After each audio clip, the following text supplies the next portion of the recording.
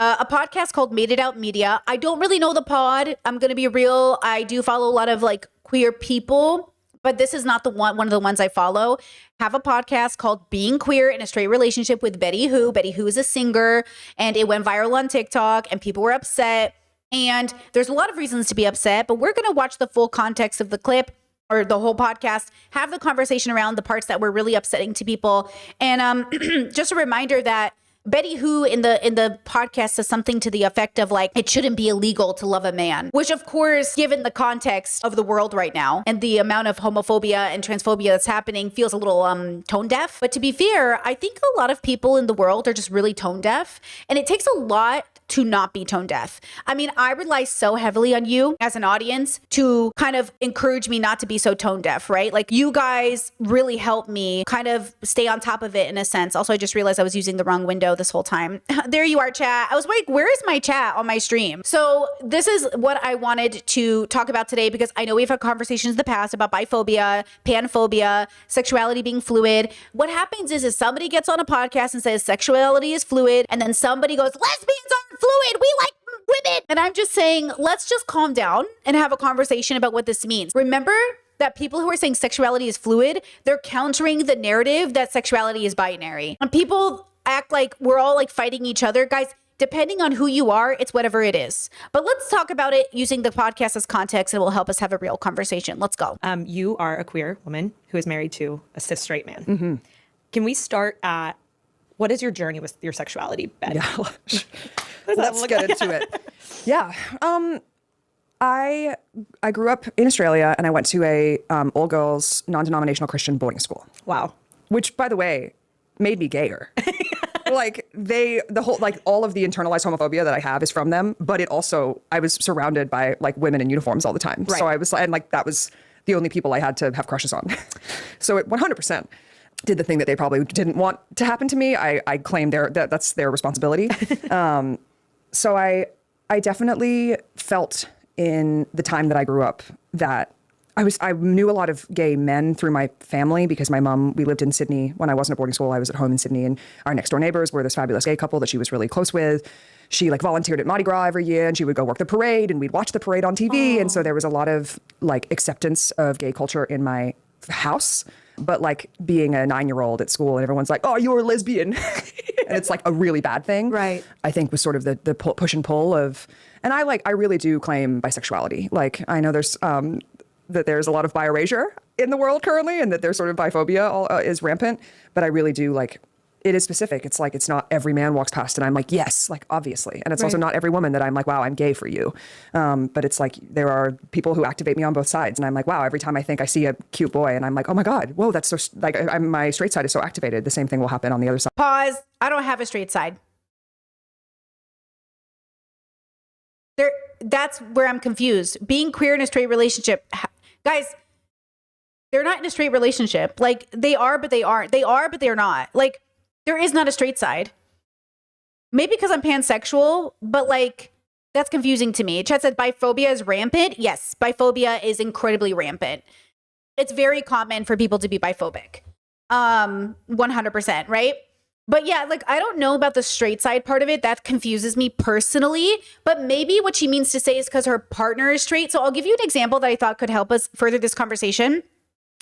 My partner and I have talked about this time and time again. If I transition, let's say, it wouldn't end the marriage, right? So from the outside, we look like a man and a woman who are married. And depending on who asks, because homophobia is real, we might say, you know, we might not question or tell people about our life, right? But in our relationship, we know that our gender isn't the reason we're together, that we're together because we love each other, right? So that means like when we're having this conversation about like, are you in a straight relationship? Are you in a queer relationship? To me, we're in a queer relationship because our relationship itself is gender fluid. It doesn't exist because we're men or women or they, thems or gender fluid, boy, girl. Like it doesn't, none of that is the reason we're together. So that's why the binary is so interesting, because the binary requires man and woman or woman, man. So when people transition, you'll have a lesbian couple and a personal transition and they'll break up because I'm a lesbian, I'm not with men. But That's why the issue is difficult, because for some of us, we don't need to break up because you transitioned. But for some people, they feel like we have to break up now, you transitioned. Because I'm a lesbian, I don't date men. And if you transition, you're a man now. And it's like, yeah. But also, so I think what's happening here is like when she says, oh, my queer side or my straight side, I don't know what she's talking about, but I'm open to like her perspective. But from my perspective, I also exist in a world where I would never break up my marriage because somebody transitioned. But for somebody else, straight or gay, they might do that. Right? Discord said, I've had this conversation with my husband, but I said I'd be with him if he transitioned. Yeah, like it's never gonna be the reason we break up. You know what I mean? Like our relationship is because we like each other as people. So we're here for the journey. We're here for the gender transitions or non-gender transitions. We're here for any of the journey we want to go on. We're here together through it. But for some people, that's just not the case. And I've seen this in gay situations and straight situations, right? Chat says, let's see. I've literally never identified as straight in my life. Even before I figured out that I liked girls in middle school, I didn't strongly relate to heterosexuality. Yeah, I knew as a kid I wasn't straight. So only in public, when I was in the closet, I was lying to people when I say I was straight. But I don't even identify. In my last relationship, my partner was bisexual. Like, you know what I'm saying? Like, I don't even identify as being like in a straight relationship because you know what I mean? Like, it doesn't feel very straight, you know, in that typical sense of like a straight couple. But I guess like people don't put it together because it looks straight, man, woman. But like, you don't know what's going on behind closed doors. Like, you don't know what the person is going through or how they identify. And also, we are demanding, because sometimes I've seen my relationship being talked about on Reddit, which is like really interesting, where people are like, oh, Brittany said she's queer, but she's married to a man. First of all, you don't know that. You are putting people in a position to come out. You're assuming that. See how interesting the world is? It's almost like they make you out your partners to the world. It's like they make you out each other. I was talking to a friend about this, and they were saying they had a problem at a queer event they were at, where this guy showed up and this person went off on them on social media. Like, why are you coming to queer events? Right? And like, you don't know that person's journey. You don't know if they're coming out. You don't know if they're in the closet. You don't know if like, why are you attacking them for coming to a party that like, did you talk to them? Did you say like, hey, I see you're at a queer party. Are you good? It's like, I understand that we don't want straight men in queer spaces when the queer space is for like female, women, but you know, I get it. But I think there's a difference between assuming and knowing. If you know this man is invading the space to ruin the vibe, let's talk about it, right? But if you don't know and you're assuming, I think that's a mistake. You know? Let's see. Chat says sexuality intersecting with gender makes things messy, but how do you validate someone's sexuality if they aren't attracted to masculinity or femininity? Well, I think the question to expand on that is, how do we validate anyone's lived experience that's too confusing to us? Sometimes it's to mind your business. So we'll go into this pod because I know there are other conversations that happen in it. But I think what we should begin to ask ourselves when we're alone is, are we falling in love with people's bodies, genders, sexual orientations, or who they are as a person? And the question is who you are as a person. Is that your body? Is that your gender? And I'm not going to decide that for you. I'm not going to say you're a bad or good person. I'm going to say that's up to you. And that's your relationship with self. And you get to decide that. Okay? All right. Here we go.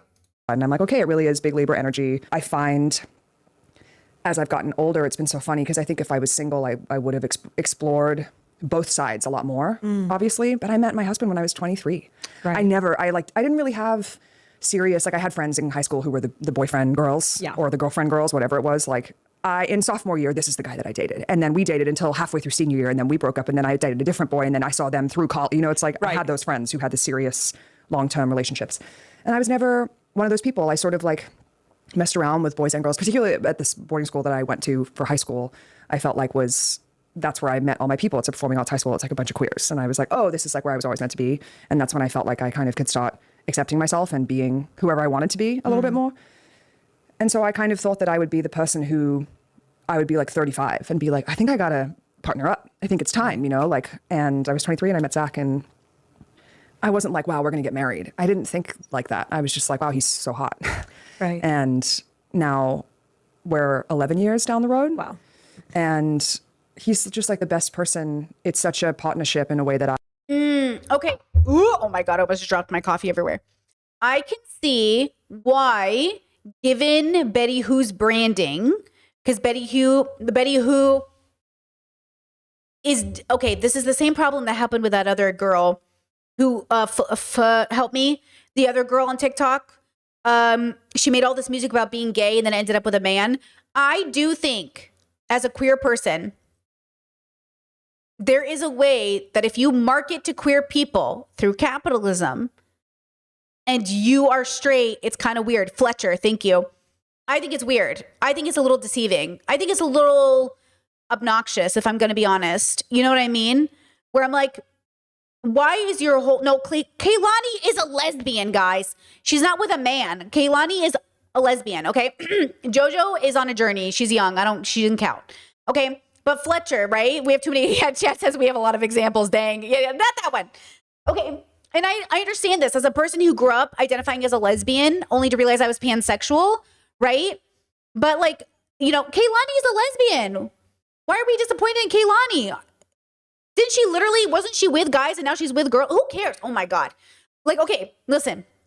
I think targeting and marketing and being that way, I think is kind of deceiving through, you know, but I think there's a question about, is this authentic or is it not authentic? And that's the question. Does Fletcher and Betty Who and all these people, is this really who they are? Or is this how they market? You know what I mean? That's the question. Is this how you dress? Is this how you look normally? Or is this how you market yourself? Because also the pressure of being gay is also looking gay. So I also want to say, like, what do you look like? What is your aesthetic? You know, Charlie is straight. Is Charlie XO straight? Really? I thought she was bisexual.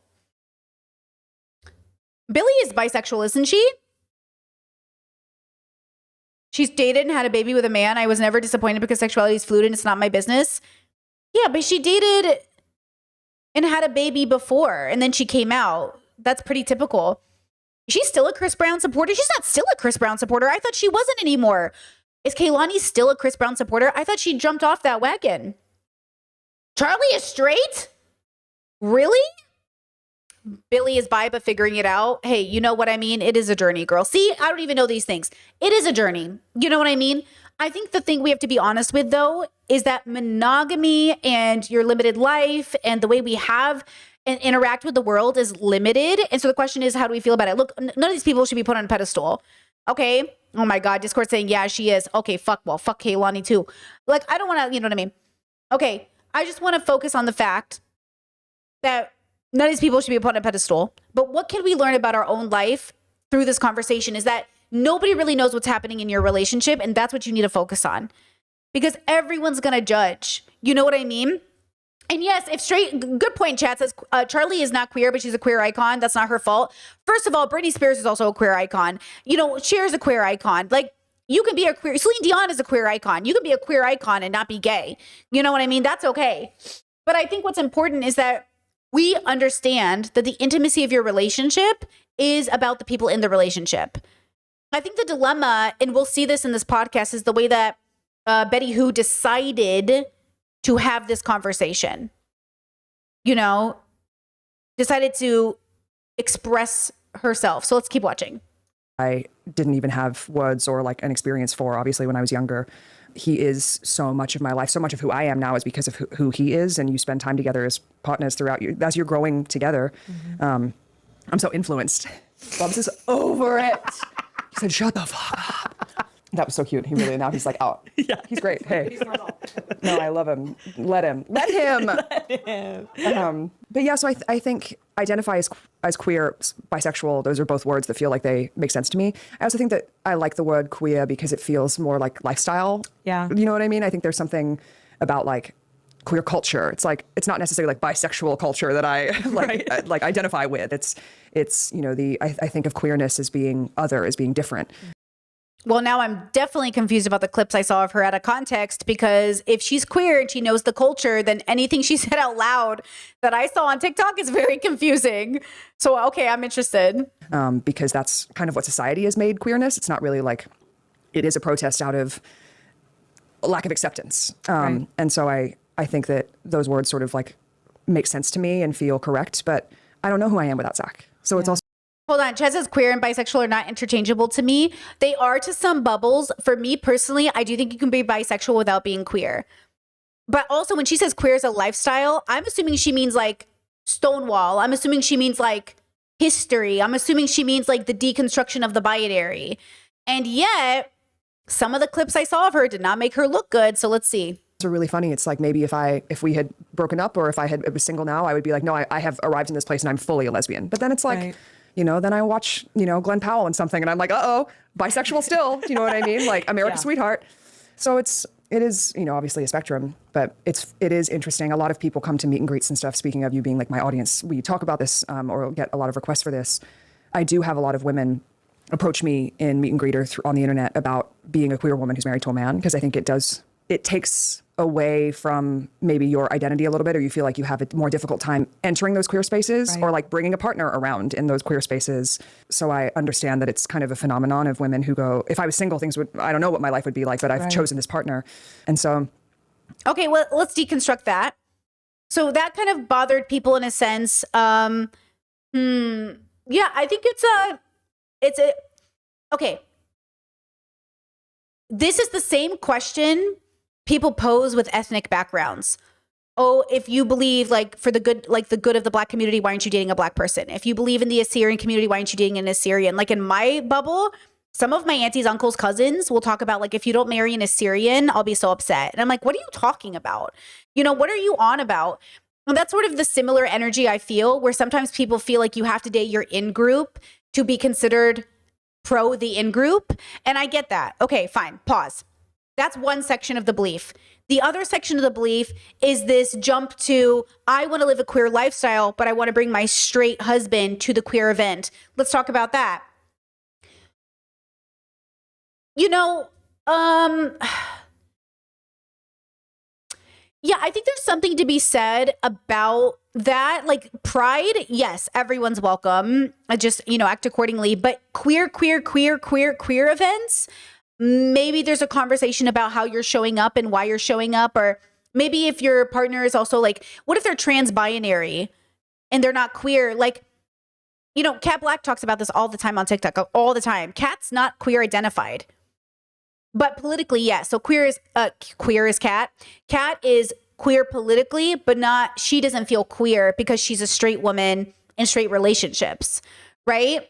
So then there's a conversation about isn't Kat not coming to the party because she's straight? Are we not having Kat at the party? You know what I mean? It doesn't make sense for Kat not to come to the party. But obviously it could make sense, in some aspects, but I don't know why we're not inviting her to the party. And so it's kind of one of those things where what does it mean to have this conversation? So I think I could see a scenario in which I went to a high femme event or a very binary event, and then maybe my partner wouldn't come. But then, Betty Who isn't talking about non-binary people or other. I just talked to my trans friend about this because I was like, do you identify as trans? Or they're like, Brittany, I'm literally on HRT. I was like, okay, but I'm just asking. Because some people have different identities, and they were like, yes, I consider myself trans. And I was like, and they're like, I literally have a double mastectomy. I literally got chest surgery. And I was like, I'm just checking. Because sometimes it's just, maybe you're just it's one of those things where what makes you trans? Because I don't think you have to transition to be trans. But my friend isn't a man, in that traditional sense. They're not a binary man woman. That's not their identity. But they got surgery, but it's not the surgery. You know what I mean? It's not they went from one to another. And so when I think about this, and we talked about it in relation to my own gender deconstruction, right?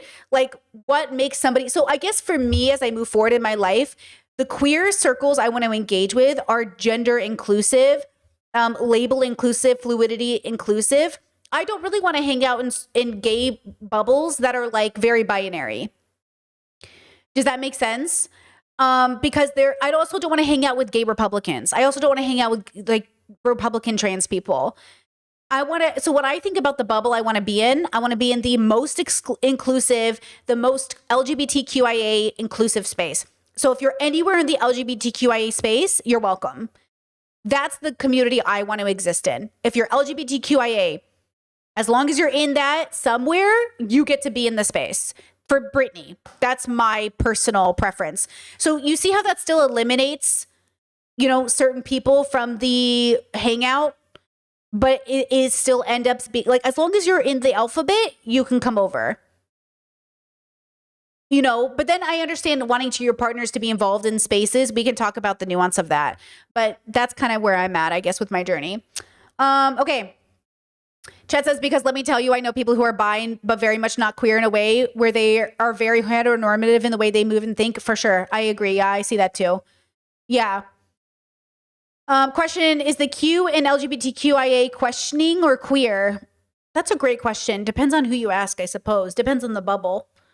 I always saw it as like, I guess for me, it always depends on the bubble. You know what I mean? I consider it for queer personally, but I think if you're questioning, you're gay, like to some extent, not literally. A lot of people do both and they're not, but there's no reason to put questioning in our header. But if you want to do that, I don't care. It's a construct, you know? Chet says some people still think queer is a slur. I mean, it is a slur, just like the word bitch is a slur, but here we are using it because we're reclaiming or having it move into our vernacular. Like slur, I mean, queer is a slur, but so is bitch in here. You know what I'm saying? Like they are slurs. It's a construct. Like language is a construct. They are slurs. It's just like, that's why depending on who uses it, you're like, oh, you put a little too much venom. You put too much venom behind that word, bruh. That didn't feel like a liberated bitch. That felt like a venom bitch. That didn't feel like a liberated queer. That felt like a venom queer, you know? Okay.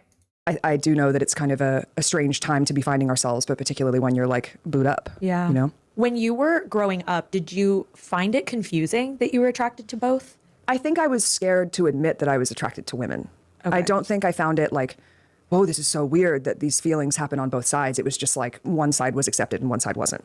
Wow. So it's like one was quieter. I have a really specific memory of, I was at all-girls school until I went to Performing Arts High School. So I was, up until I was 15, I was like only at school with women. And I was like in the 4th grade and I had like a dream about, you know, like even in dreams now, when you have like a love dream about somebody, it's like not necessarily like sexy. It's just like, you know, this person in your life that you've never thought of that way. All of a sudden you're in love in a dream and then you wake up and you're like, oh no, now I am in real life too. Right. It like inceptions you. Yeah. I had that about like one of the girls who was in an older class than me when I was really young. I was like, oh my God, she's so pretty and cool. And I had a dream that I was like, had a crush on her. Or she came up to me and she was like, I want to kiss you in my dream. Like kid brain stuff. And I told a girl that I thought was my friend and she told literally everybody. And everyone was like, you are a lesbian, you know, and they mean that in a bad way. and I remember being like, whoa, like this is not okay. Yeah. And then when I went to boarding school when I was 12, there was a girl who was expelled for, they say, other reasons, but I remember everybody just saying it was because she was. I'm starting to get the theory. Here's the theory I have. I think we all go on this queer journey. I think this is actually a part of your queer lesbian journey often, or gay journey, is that you want to become a part of the community, then you don't feel invited by the community, then you leave the community, then you deconstruct and you're back in the community. I feel like there's always going to be a place in niche communities where people just want it to be one way or another. But the truth is about your relationship with self.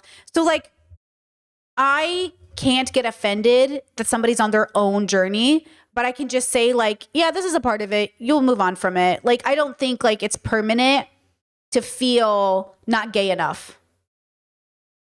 That is just like you not feeling a woman enough or man enough or black enough or whatever enough. Yeah, that's called social hierarchies and pressures from communities. It's all a part of our journey. Everyone has to go through it. And then once you're done going through it, there's the other side of it. The question is, who are you going to be when you're on the other side of it? And hopefully it's a deconstructed person. But I just think this is such a universal experience for all of our communities. Like gay, and she had a girlfriend at school and they were dating, and that was like so looked down upon that they kind of found another reason to expel her. Wow. And then she came to our version of prom. It's called Formal. I remember hearing stories about her showing up at Formal with her girlfriend, and everybody was like, I think the headmistress or somebody asked her to leave. You know, it was that was the culture that I was around. That's really formative. Yeah. So I was like, okay. And then I was 15 when I went to Performing Arts High School, where it was like nothing but queers. And it was so funny. Like I remember straight people would be like, maybe I'm bisexual, because it was like cool to be gay. Right. So it was like the total code switch of being like, oh, well, these are my people. When did you meet your husband, or how did you meet your husband? He was taking photos and like tour managing and doing, he's like, his joke is that he's a multi-tool. He like works, he does every job that you need on set. He grew up on film sets. His dad is a director. So he like knows everything that needs to be done before it needs to be done. And his best friend from high school is an artist. And I'd asked him to open for me on tour. Oh my gosh. And so they're both named Zach. And they came on the road. And I remember my Zach walking in, the first show was in Philadelphia. And he walked in the room and I was like, he's cute. And then I saw the pictures he was taking and I was like, and these are good. And then he started taking pictures of me and I was like, and I look really good in these. That's an important thing to find in a partner. I get so frustrated when Matilda doesn't take enough pictures of me. You know, it's so funny. Like sometimes we're out and it's like, I'm like, take iPhone pictures of me. And it's like Instagram boyfriend, like can't be. But if he has like a film camera in his hand, I'll have like the most beautiful pictures of all time. But if I'm like, take cute pictures of me, he's like, one picture, I'm done. I don't care. Like, leave me alone. Hate that. Yeah, I know. So we're working on that. Yeah. We met and didn't get together for, it was like another year and a half. We were both with other people.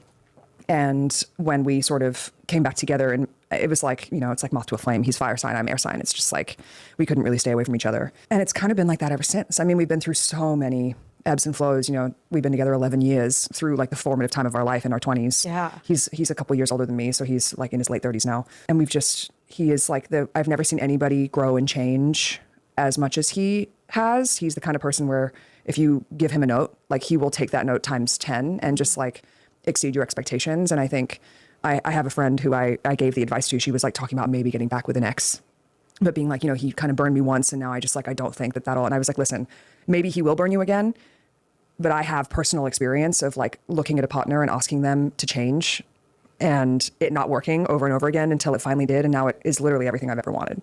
So like that maybe isn't a healthy thing to hope for, and you shouldn't be sitting in a relationship and waiting for the person to change forever. But for us, the thing that sort of, he got sober and that really just like changed our lives and our happiness factor. Like, and he's like a totally different person now. So I kind of feel like I have a new boyfriend, you know? I don't know how I feel about that whole story. It's a little weird, but nice, but weird. I don't know. Something was weird there. Discourse said, do you think straight people can be straight in a queer way? I wonder if this is the dissidence experience in communities, like alt communities. I mean, I saw this really, really femme dude on TikTok once be like, hey guys, I know you're trying to be like gender affirming, but I'm not a girl. I'm a guy. So I know that you see me and I'm like in a wig and nails, but I'm a guy. And I was like, ooh. And that's the thing that like, we have to remember that if we want to deconstruct the binary, then everyone gets to look how they want to look. And just because you see a guy with a wig and nails doesn't mean he's gay, doesn't mean he's straight, doesn't mean he's anything, doesn't mean he's a woman, doesn't mean anything. It just means that that person has a wig and nails on. Like wig and nails, your gender does not make. You know what I mean? So I feel like that's the conversation about like that we need to understand when we're engaging in this sort of like engagement, you know? Just as androgyny, I think androgyny to me is not hyperfemininity. Hyperfemininity does not exist in androgyny. Androgyny is like neutral. It's more like could be, could not be. But not with your gender, but with your, I don't know. Androgyny for me doesn't feel like I dated a very androgynous person once.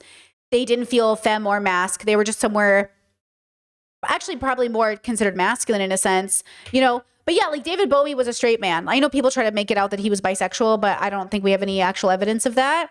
Versus Freddie Mercury, who was bisexual, right? So I guess when we're sitting there and having these conversations, all these words are going to be different things in different bubbles.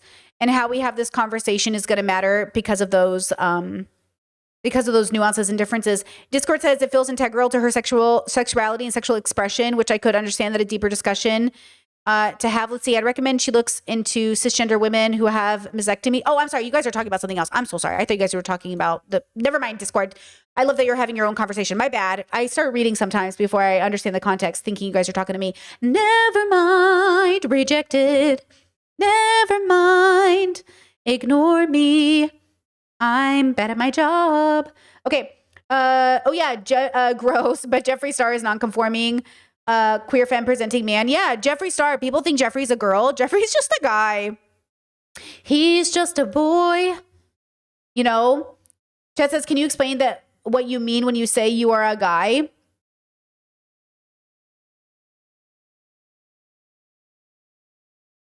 I'm gender fluid. Does that explain it? Or do you mean literally go into the inner depths of my boy brain to explain that? You know, are you asking me because you're a conservative who's never heard of a gender fluid person? Or are you asking me as a queer person who doesn't understand gender fluidity? Or are you asking me because you didn't know that? I don't know what the question means, in other words. You know what I mean? Chad says, Jeffrey used to identify as non-binary until he started doing the Republican grift. I don't remember that. I didn't know that. Oh, I don't know. I didn't really follow Jeffrey like that, so I didn't know. You know. Let's see. Chad says, is it the boy autism? I don't know what that means either, but I do love some boy autism, you know? Okay, going back to the video, guys, keep asking your questions if you have them, of course. All over again when he got sober. And I think that cycle happens every like 5 years. You're like both new people all of a sudden, and then your relationship Oh, sure. Like we grow and we change and we become like good people in a sense. changes and grows, and you know, we want babies and all that stuff. So I look forward to that next phase as Interesting. well. But he's like has been so incredibly supportive of my finding myself also as we grow, right? It's like we've had those conversations where especially when I was younger, where I was like, I never expected to sort of like have a boyfriend all through my 20s. And Getting burned by your old wireless bill should not Whoa, that was a crazy transition. wireless economy. Unlimited months here, wireless $15, 35 gigabytes on the unlimited plan. Someone paid me to do lowbrow fucking sponsorships. This is so lowbrow. growing currently was then his female cousin, who's now non-binary, but so I will say she in the past, but they currently, named Steph. And when they were kids, I think Zach was one of the first people that Steph came out to as gay, and they sort of would like watch movies, and his favorite movie of all time is Aliens, the sequel, the second movie.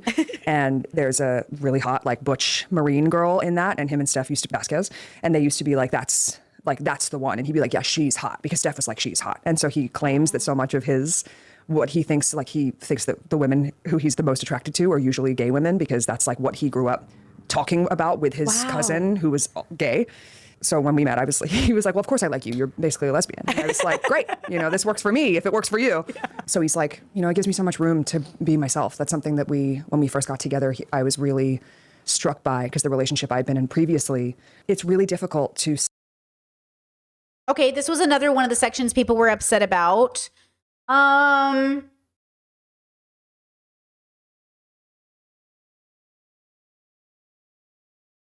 Does she mean that he is into more masculine presenting women or more androgynous or tomboyish women? Is he saying that what is he saying? Hold on. Okay. Sit and watch the person that like, you know, it gives me so much room to be myself. That's something that it gives me so much room to be myself. Is he saying when I'm in a relationship with you, I feel less judged because I'm not a typical man? Is he saying being with you allows me to be more myself because I'm not typical? when we first got together, I was really struck by, because the relationship I'd been in previously. Because the other bad part of this is I fetishize lesbians and I get off knowing I get queer women to be with me. The fear, which I'm hoping is not the case, is that he's a lesbian chaser or a queer chaser. And he's trying to get his rocks off, taking a woman away from other women, something like that. So that's what I'm concerned. It's really difficult to sit and watch the person that you love grow and not be scared, especially when you're young, right? You're like, oh my God, I'm so afraid that you're going to grow away from me. And there was a lot of that going on. And it was like the beginning of my career and everything was happening. And I was going to go sign this record deal. And he was kind of like, wait, but you're going to forget about me. And I was kind of like, well, now I am, because I needed to expand and grow, and feeling like he was holding me tight. I was like, okay, this isn't working. Right. And something that I think I've never seen anybody be so graceful or generous about is how much Zach is like, if you want to be whoever you want to be, like, I will provide that space for you. Wow. Yeah, it's really. I can't tell. Is she oversharing and that's the problem? Why do we know this? I don't understand what's happening here. Chet says these people exist, lesbian chasers. Oh, lesbian chasers are such a real phenomenon. Oh my God. Yes, they are real. Oh, when I meet a lesbian chaser, I'm like, you back the fuck off. Men love turning gay women straight. They think they can do it. Guys, you're not turning anybody straight. She probably just wasn't a lesbian. But yeah. Oh my God, yeah. Special. He's a special guy. Yeah. When you were first getting together with him, it sounds like you had a queer community because you had went to school with a bunch of queer people. Yeah. Was that hard to kind of tell your queer community that you were going to be with a straight guy? I think that I I understand why it would be scary. I think that I often look back at my younger self and I'm quite like impressed with how much I actually really didn't. You know what it feels like? Do you know why I think this episode pissed people off? This is just from my observation so far. Is it feels like she's justifying being with him. Like she's talking too good about him. Like, I don't care about him. I care about you. Like the interviewer can ask these questions and you don't have to make it all about how great Zach is. Is that his name? Like, girl, you know, it feels a little bit like cope, a little bit, which is probably making people turned off. But like, we don't care about you're a musician. Tell us about your music. But that's the thing is like the interviewer, to be fair, is a gay interviewer. I think she does gay oriented podcasts. So I guess it would make sense to ask about the gayness element of it. Yeah, maybe it's just maybe in this climate, in this era, it's just not the greatest decision to make. Like interviewing her, maybe. She's also not a big artist, so it's a little confusing. But I guess highlighting her is fine. Like I'm happy for her, but also, yeah, this isn't passing the Bechdel test, let me tell you. Yeah, it's very male-centered. It's very like, we don't care about your boyfriend, but okay. Think I wasn't insecure. I like learned what insecurity was in my Saturn return. I was like, oh, is this what everybody's been talking about? I feel bad. Like, whoa. But I spent my early 20s really just being balls to the wall. Like, what does that mean? I'm not insecure at all. I remember I read, Daring Greatly, the Brene Brown book. Yes. The first time I read it, when it came out and everyone was talking about it, I was like 24. And I was like, I already know all of this. Please, Brene. And then like, now I read it and I'm like, this is really good. I should remember this. I'm like highlighting everything. Yeah. So I didn't feel as though I was. Guys, I have to say it. I think this might be a normie gay queer. I think she might be a normie. Brene Brown? Like, I get it. But like, it's feeling a bit normie. It's feeling normie but gay, but wants to be queer. This does not feel like liberation justice to me.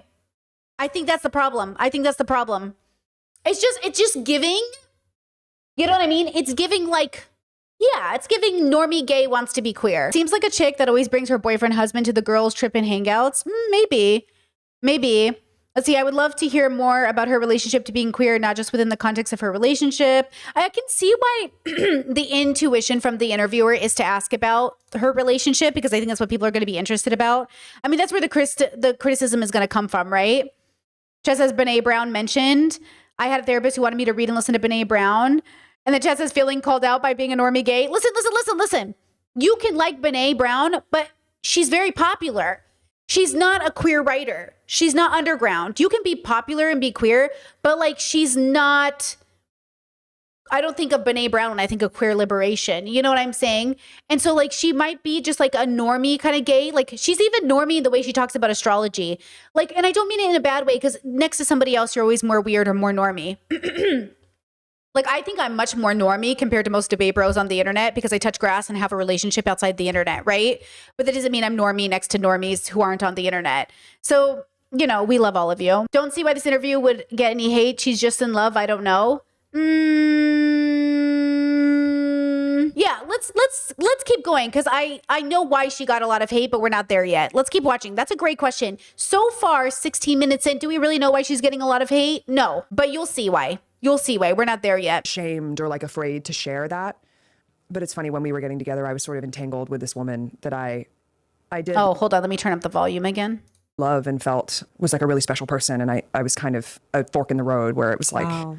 And I don't think that she was the person for me, but she really like taught me a lot about myself, and sort of the push and pull between that time as me and Zach were getting together was actually something that was really painful for him because he was like, being pushed and pulled as I was sort of trying to figure it out. And I was 21, 23, I think, when we actually got together. So I was just like, I was such a baby. You know, we can't hold ourselves accountable for the mistakes that we made at this point. Like, well, you hold yourself accountable for every mistake you make, no matter how young or old you are. Oh, that's interesting language. I was just like, I was such a baby. You know, we can't hold ourselves accountable for the mistakes that we made at this point. Like, no, you always hold yourself accountable, even if you did it when you were 13. You just hold yourself accountable appropriately. See? Wait, what, chat? Wait, chat said, oh, she cheated? Wait, she cheated. No. Who cheated? Are you guys talking to me or are you talking about her? Who are you talking about? Not me. Are you talking to me or are you talking to each other? Did she say she cheated? Did I miss something? But that was something that we really struggled with. And it wasn't that it was a woman. It was just that I was sort of not being totally honest with him.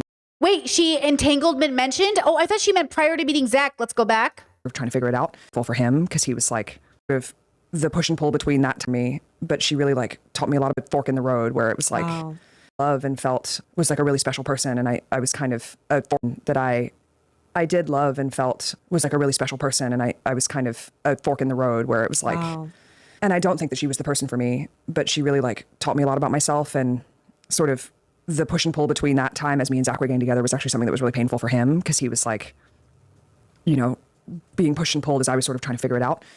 And I was 21, 23, I think, when we actually got together. So I was just like, I was such a baby. You know, we can't hold ourselves accountable for the mistakes that. Wait. I don't think that she was the person for me. I didn't feel like it when it came out and everyone was talking about it. I was like 24, and I read that I had a return. I was 20s, really just being balls to the wall. Like, what does that mean? I'm not insecure at all. I remember I read, Daring Greatly, all of this. Please, Brene. And then like now I read it and I'm like, this is really good. I should remember this. I'm like highlighting everything. Yeah. So I didn't feel as though I was like ashamed or like afraid to share that. But it's funny, when we were getting together, I was sort of entangled with this woman that I did love and felt was like a really special person. And I was kind of a fork in the road where it was like, and I don't think that she was the person for me, but she really like taught me a lot about myself, and sort of the push and pull between that time as me and Zach were getting together was actually something that was really painful for him. The push and pull during that time as Zach and I were getting together. So it sounds like she was on again, off again between the two of them. So messy. Were they in an open relationship? Or was it more like, will they, won't they? Is she going to choose? Who's she going to choose? Was it more like Zach and this other girl were like, who do you want? Which one of us do you want? Because he was like, being pushed and pulled as I was sort of trying to figure it out. And I was 21, 23, I think, when we actually got together. Yeah, so you guys are saying situationship for sure. And then she's saying we can't be held accountable for what we did then. Well, that's just not true. So I was just like, I was such a baby. You know, we can't hold ourselves accountable for the mistakes that we made at this point. Like, but that was something that we really struggled with. And it wasn't that it was a woman. It was just that I was sort of not being totally honest with him, or sort of trying to figure it out on my own. Wait, I wasn't being totally honest with him. She's being too vague. Okay. Do you know what pisses people off the most is your vagueness. Now, people accuse me of being vague, but I'm only vague because you don't understand it, right? Like, it's a little vague. It's a little like, are you oversharing right now? I don't know what's happening. Should we even know this about you? Like, this is actually vague because I'm not getting, you're allowing my imagination to move too much for me personally. But okay. To letting him be a part of it. Yeah. And so I think that's something I've really learned is like, it's not that I have the feeling that's the problem. It's that I don't share it. Like, I think of myself as being someone who's actually a really good communicator, but the older I've gotten, the more I realize that I don't say what I'm thinking a lot. Oh, interesting. I think it's like child of older sibling who's like the problem child. You're the child who's like, everything's fine. I'm great. Don't worry about me. And so I learned through that experience and through many others through me and Zach's life, that it's like, you have to just say the scary thing and work through it together and trust that person to hold your hand and be there for you, as opposed to hold it all. Hold on. What question was she asked that she's telling me this story right now? Do we remember? All by yourself, and then be like, no, it's fine. And then they end up being like, well, now you're gaslighting me, actually. And now we're in a fight. Right. Yeah.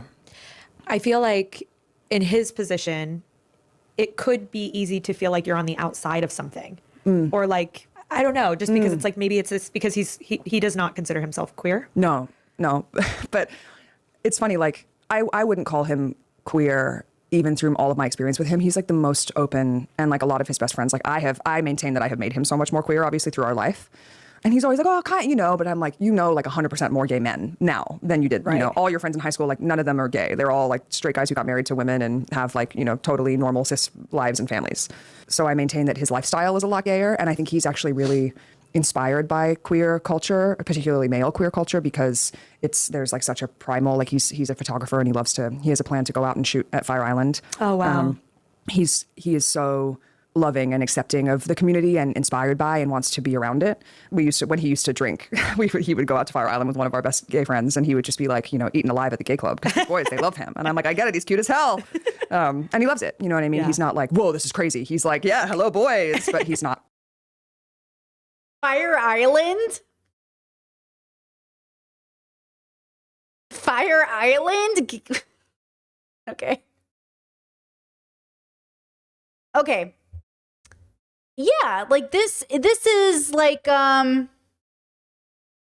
this is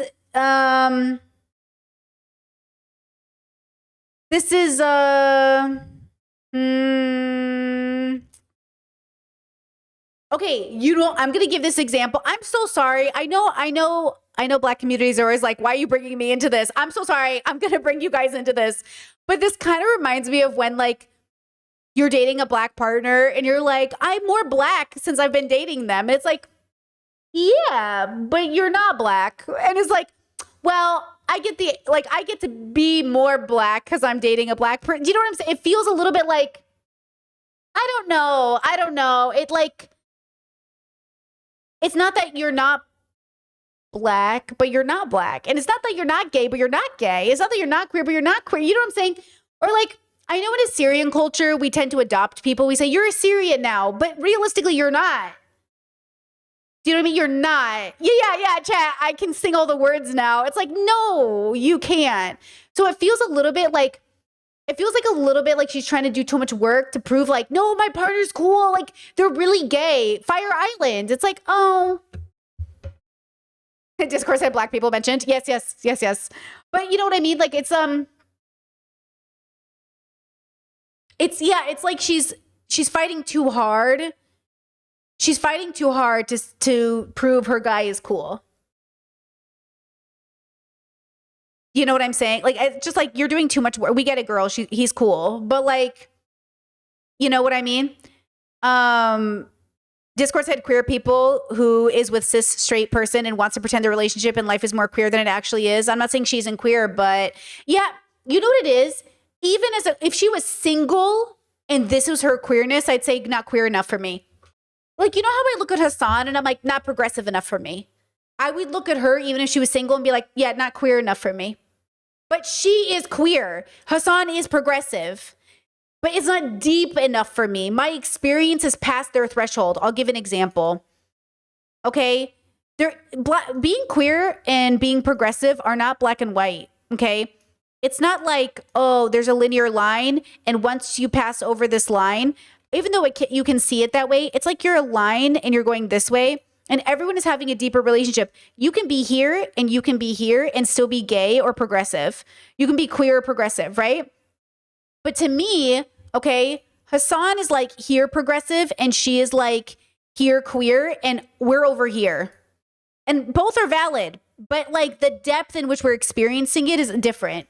I'm not saying they're not queer. I'm not saying they're not progressive. I'm saying yes, but we're over here and you're doing this. It's not to say that you're not. It's to say that we're doing it different. And I'm looking for a deeper, more deconstructed, more in-depth exploration of gender, self, and constructs. And I'm not hearing it from this conversation. So it's okay, you know, that like this is, you know, it's not like it's all gay, it's all queer, it's all whatever.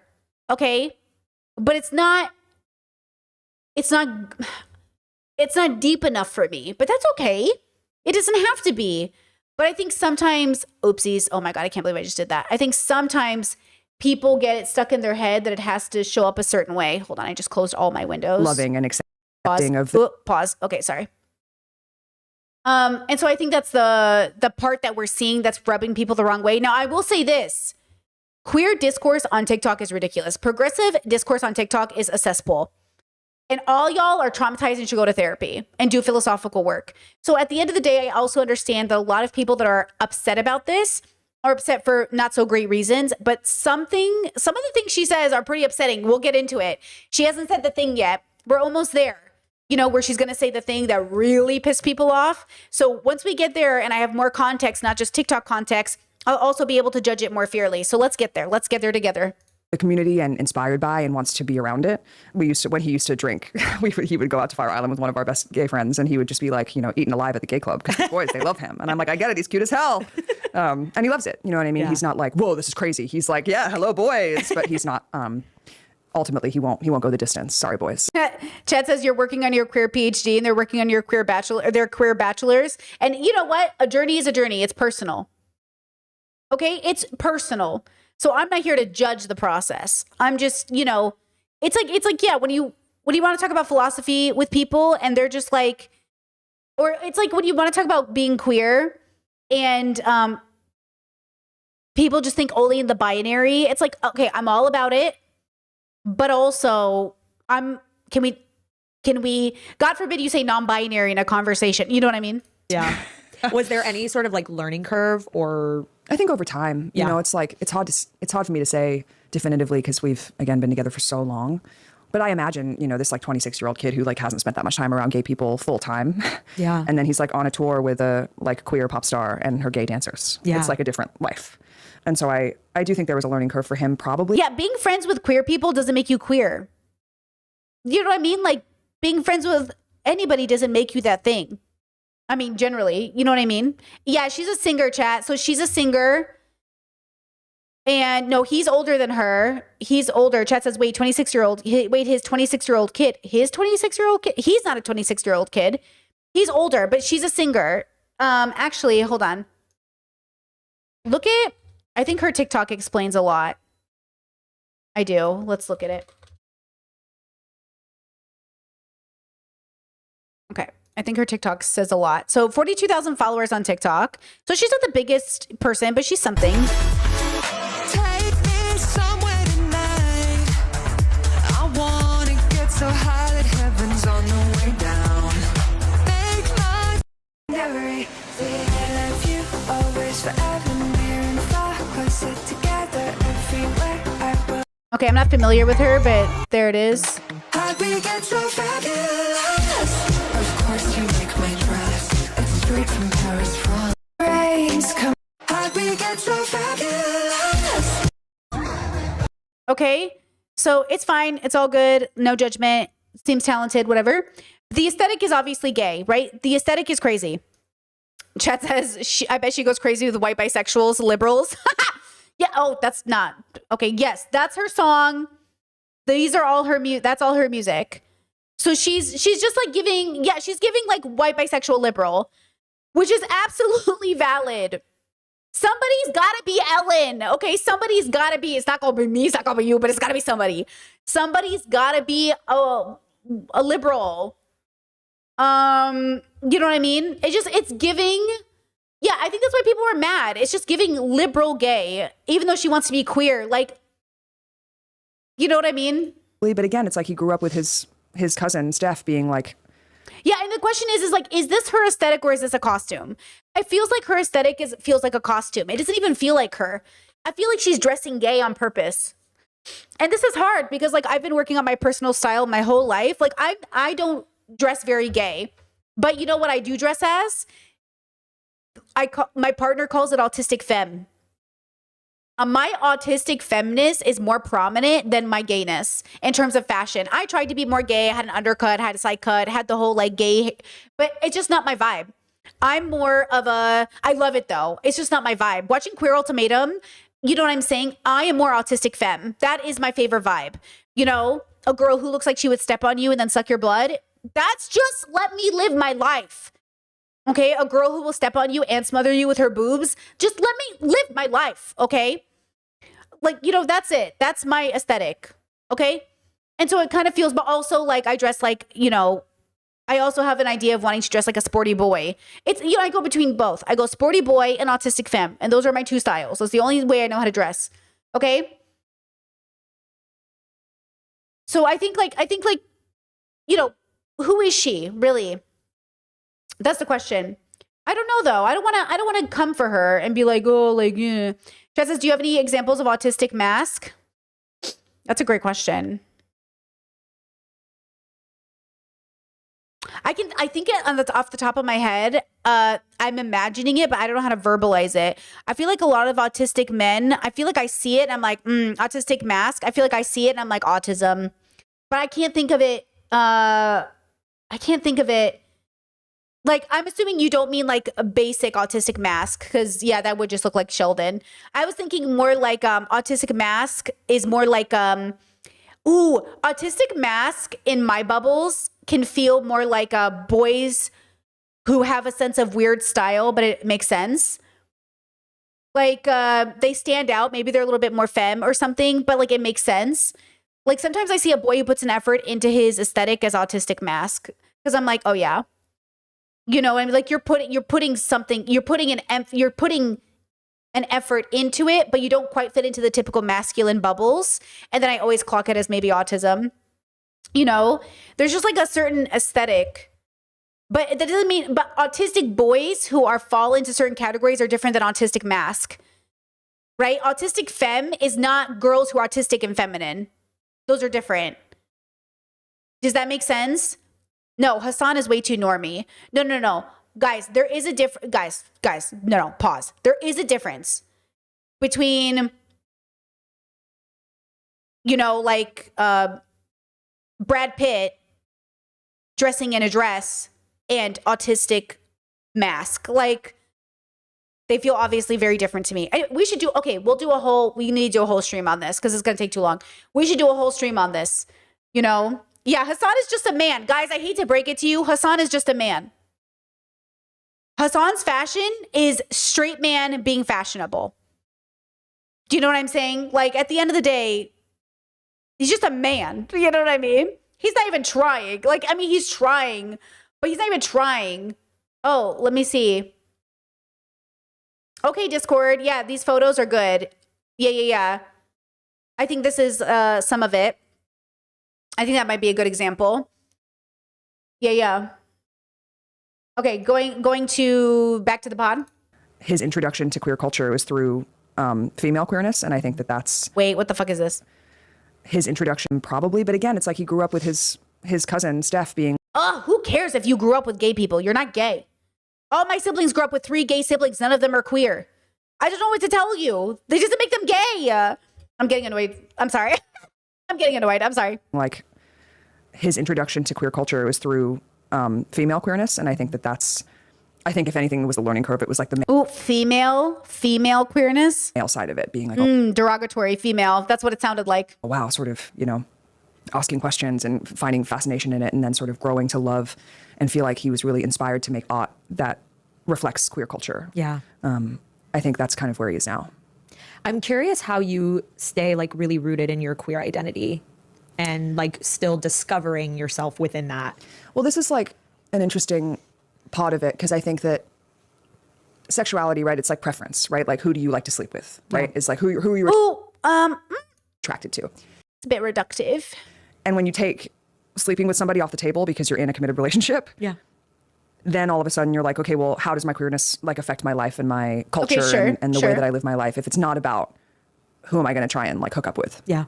And so I do think that it is hard to find a space for yourself when it's not about like proving it to go be out with people, to like hook up with women. I feel like my community in my life is so queer. Like, my art is really queer. I think the community that I've created for like my fans are predominantly queer. It's been really exciting to see more queer women showing up too, because for a long Yes, chat said, why did Tilda Swinton come to mind when autistic mask? Yes. I think Tilda Swinton is a good example of autistic mask. 100%. Loved her the day I saw her. Everyone in my family was like, oh, she's so weird looking. And I was like, I am attracted. Whatever this is, I am into it. Yes, good example. Good example, And then how it shows up on different genders will be different as well. But yeah, definitely autistic mask. Definitely. Time it was like 90% gay men being like, yes, Betty. So it's been fun to like see the girls show up a little bit and have women come to the shows being like, we walked down the aisle to your song at our wedding. It's like, I love being the gay wedding music. I feel like that's kind of the ideal sort of like area that I can live, because it's like about love and celebrating and queerness and dancing and all of those things. That feels like it's like a perfect intersection of all of my loves and hobbies. I think the way that I create the space for myself is through my art, but also, it's like sexuality, gender identity. It's all kind of like a really big circle that we're all trying to figure our way through, right? Yeah. And I think sexuality is if it's who you're trying to hook up with. Gender for me is about how you represent yourself physically, right? It's like, how is my outer shell letting other people know that this is who I am? Right. And I think a lot of queerness is about like, I was in high school and I had like a pink streak in my hair because I was like, I'm different. Right. And I think that is like a metaphor for being queer on the inside somewhere, is like letting. Look, okay, stay with me here. I am, how there's that joke on the internet that I don't think I'm woke enough for this. I am woke enough to understand how lesbians are with men. But I don't think lesbians who are liberal or conservative can be with men. I think you have to be a certain level of wokeness to be a lesbian who's with a man and it still be gay. I really do think how you it's not political. Don't think political, but I'm using it as an example. how you engage with the deconstruction is your ability to have it be the gayer it is. Queerness in itself is a deconstructing away from the binary. So a lesbian being with a man makes a lot of sense when you're deconstructing from the binary. But if you're only existing in the binary, then you can't be a lesbian who's with a man. Because a lesbian who's with a man who hasn't deconstructed is only a lesbian with a man in the binary. It doesn't make any sense. But a lesbian who's deconstructed can be with a man outside the binary. And this is the spectrum of difference. Is like when I say man and you say man, we're not talking about the same thing. When you say woman and I say woman, we are not having the same conversation. When you say lesbian and I say lesbian, we are not talking about the same thing. So like binary gay people are not having the same experience as like deconstructed binary gay people. Okay? So I think that's a part of the dilemma in these conversations is like, I think she is non-deconstructed gay and it's confusing. But I think if you're in a deconstruction journey, then it's a different experience and the labels mean different things. The labels mean different things. Just like in binary world, trans means one to the other, but in deconstructed world, trans could mean anything. Trans could mean no surgery, some surgery, HRT, no HRT. It could mean changing your haircut. But in binary world, when people say trans, so when people come on stream and they're anti-trans and they say, "Are you trans, Brittany?" They're asking me if I was born a man. They're not asking me if I'm trans. They're asking me if I was born a man. Because they're in a binary world where trans only means one binary gender to another binary gender. Right? Chet says at that point, why use labels? Because labels still mean things. Just because you don't understand the label doesn't mean the label doesn't make sense in the bubble. Just like one Catholic doesn't mean all Catholics. When you say you're a Muslim, are you Shia or Sunni? When you say you're Catholic, do you mean Orthodox? Do you mean a Roman Catholic? Do you mean Greek? Like what kind of Catholic? Like all labels mean like labels. All labels mean things, but they don't mean things in your bubble. Just because it means something in your world doesn't mean it means anything in mine. We keep assuming we're all in the same community. We're not. Being queer is not a monolithic experience. There's like a different experience. It's just like you don't have the end all be all of, you don't get to decide. You don't get to decide what something means. Because what something means is a collective, it's a collective thing. So when we change the meaning of something, we're changing it because now we're changing language and that's what language is. Chet says, were you Roman Catholic, Brittany? I was, yeah. I was raised Roman Catholic, but not every Catholic person I meet is having the same relationship with Catholicism. And that's all the conversation is meant to allow, right? Deconstruction is taking things apart to re-understand how we have a relationship to ourselves using the language we have available to us. But we act like the language we have available to us isn't just a construct. You know? So yes, you can be a lesbian who's married to a man, but the type of lesbian you are married to a man will change the way that I view you. I'll say, what does that mean to you? What does that relationship you're having mean? Where are you coming from? You know, like how does that work for you? Chad says, I didn't know there were different Catholic types. Yeah, there are. Isn't that interesting? So, okay, I think that's why people were also upset because they didn't know how to listen to her talk without misunderstanding things. Like when I identified as a lesbian as a younger person, it meant I wasn't attracted to or wanted to have a relationship with a man. But then once I explored my sexuality and I had sex with a man, I was like, oh, I think I might be attracted to men. And then that was interesting. And I was like, oh, I think I might be, am I a lesbian attracted to men or am I not attracted to men? I don't want to be attracted to men. I'm going to say I'm not attracted to men still. But then I was like, you know what? I'm over it. I'm attracted to all genders. And then that was it. And then now I say I'm pansexual. Before I used to say I'm bisexual. Now I'm like, no, I think I'm pansexual. Because yes, for some people, trust me, I have lesbian friends. Lesbian. Like, they're not bisexual. They are not pansexual. They are lesbians. And they are definitely 100% a lesbian. But we are not having the same experience. Even the way they're not as queer. Ooh, when I think about the lesbians in my life that aren't as queer, it's totally valid. But like, even the lesbians I know that are queer, they're lesbians. Okay, capital L. And I would never sit here and think, oh, one day you won't be a lesbian. Because like, yeah, like it just wouldn't make sense. But that doesn't mean that I would discount them as a lesbian if they fell in love with a man. It wouldn't change for me. Them being a lesbian wouldn't change because they were with a man. Because Does that kind of make sense? But they are definitely like, yeah. Okay, let's watch. People know on the outside, like carrying your queerness with you in on your person. Yeah. And so like if gender identity is so much about like clothing and hair, I do think that I also represent myself as a pretty queer person. I love one of my best friend makes a joke how her favorite game is to watch me introduce myself to people and then say my husband and watch people go, what? Yeah.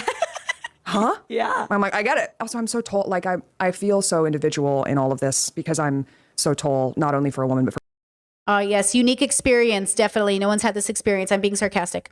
Chad said, are lesbians less deconstructed? No, not necessarily. Being a lesbian doesn't make you less deconstructed, just like being a white man doesn't make you less deconstructed. It's just like anytime you exist in the binary, you might on purpose keep yourself shielded because the binary doesn't force you to examine, right? Like being a white man gives you no incentive to deconstructing. Being in the binary gives you little to no incentive. It's why a lot of gay men are misogynists, because gay men are so in the binary, they often don't feel a need to deconstruct. Same with lesbians, but that doesn't mean that being a lesbian means you're less deconstructed, right? That wouldn't make sense. a person. I'm 6'2", which is Right. like for a man is pretty tall, Right. let alone for a woman, which is like exceptionally tall. Like That tall is women tall. are 5'10". Do you know what I Wow. mean? I'm like, I've got 4 inches on you. And then that's barefoot. You know, when I'm in shoes, I'm like 6'3", 6'4". Wow. Wow. So I also like, I go through the world, like during COVID, if my mask is on, people are calling me sir everywhere I go. Wow. Do you know what I mean? And Yeah. it's like, so I feel like I have a kind of individual experience moving through the world and how people perceive my gender anyway. Uh-huh. But this is full circle to your point about Zach being queer at all. I remember when we first had the conversation and it kind of gave me butterflies. It made me nervous. You know what this conversation reminds me of? It reminds me when BDSMers wanted to be considered queer, and I was like, no. They're like straight BDSMers in the queer community, or in the BDSM community. We're like, I want to be queer, and I was like, no. And they're like, why not? And I was like, are you in the LGBTQIA? No. If you're not in the header, you're not queer. That's it. Okay, period. And they were just like, but I don't get it. I was like, you guys are two straight people. You are literally straight people. Just because you like whips and chains doesn't mean you're gay, bro. Or doesn't mean you're queer. Okay? That doesn't count. Chad said, I'm interested in your thoughts, Britt, on the difference between bi and pan. I am pan rather than bi because I feel like bi means interested in men and women in the binary. My panness is not binary. Yeah, it depends on who you ask. And I also think this is open to interpretation. For Brittany Simon, me, I think pansexuality means I'm open to all people regardless of identification gender-wise or anything else for that matter. But when I was bisexual, I thought I was just attracted to men and women. So, I remember I dated non-binary people at one point and I thought, oh yeah, I'm interested in non-binary people. And then I thought, I'm bisexual, I need a man or a woman. But then when I was deconstructing more, I realized, no, that's a lie. That's not true either. That was a cope. Okay, the truth is I don't care about your gender identity. And actually my partner, funny enough, was kind of a big part of me deconstructing that further because if I don't worry about what other people are labeling themselves, okay, practice this with me. Forget the world. Practice this with me. Forget the world. Forget other people exist. If you're alone in a room and you are being honest with yourself, who are you attracted to? Who are you interested in? Who are you bonding with? Who are you thinking about doing life with? When you imagine your life, what are the limitations?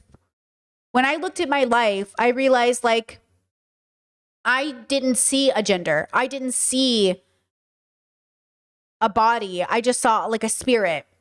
I just saw like whoever the vibe was. I just saw like two little fairies moving around each other. Like I didn't need it to be a man or needed to be a woman or needed it to be in a body that made, I didn't even care, disabled, able-bodied, who cared? It didn't matter. It was just the spirit of the person.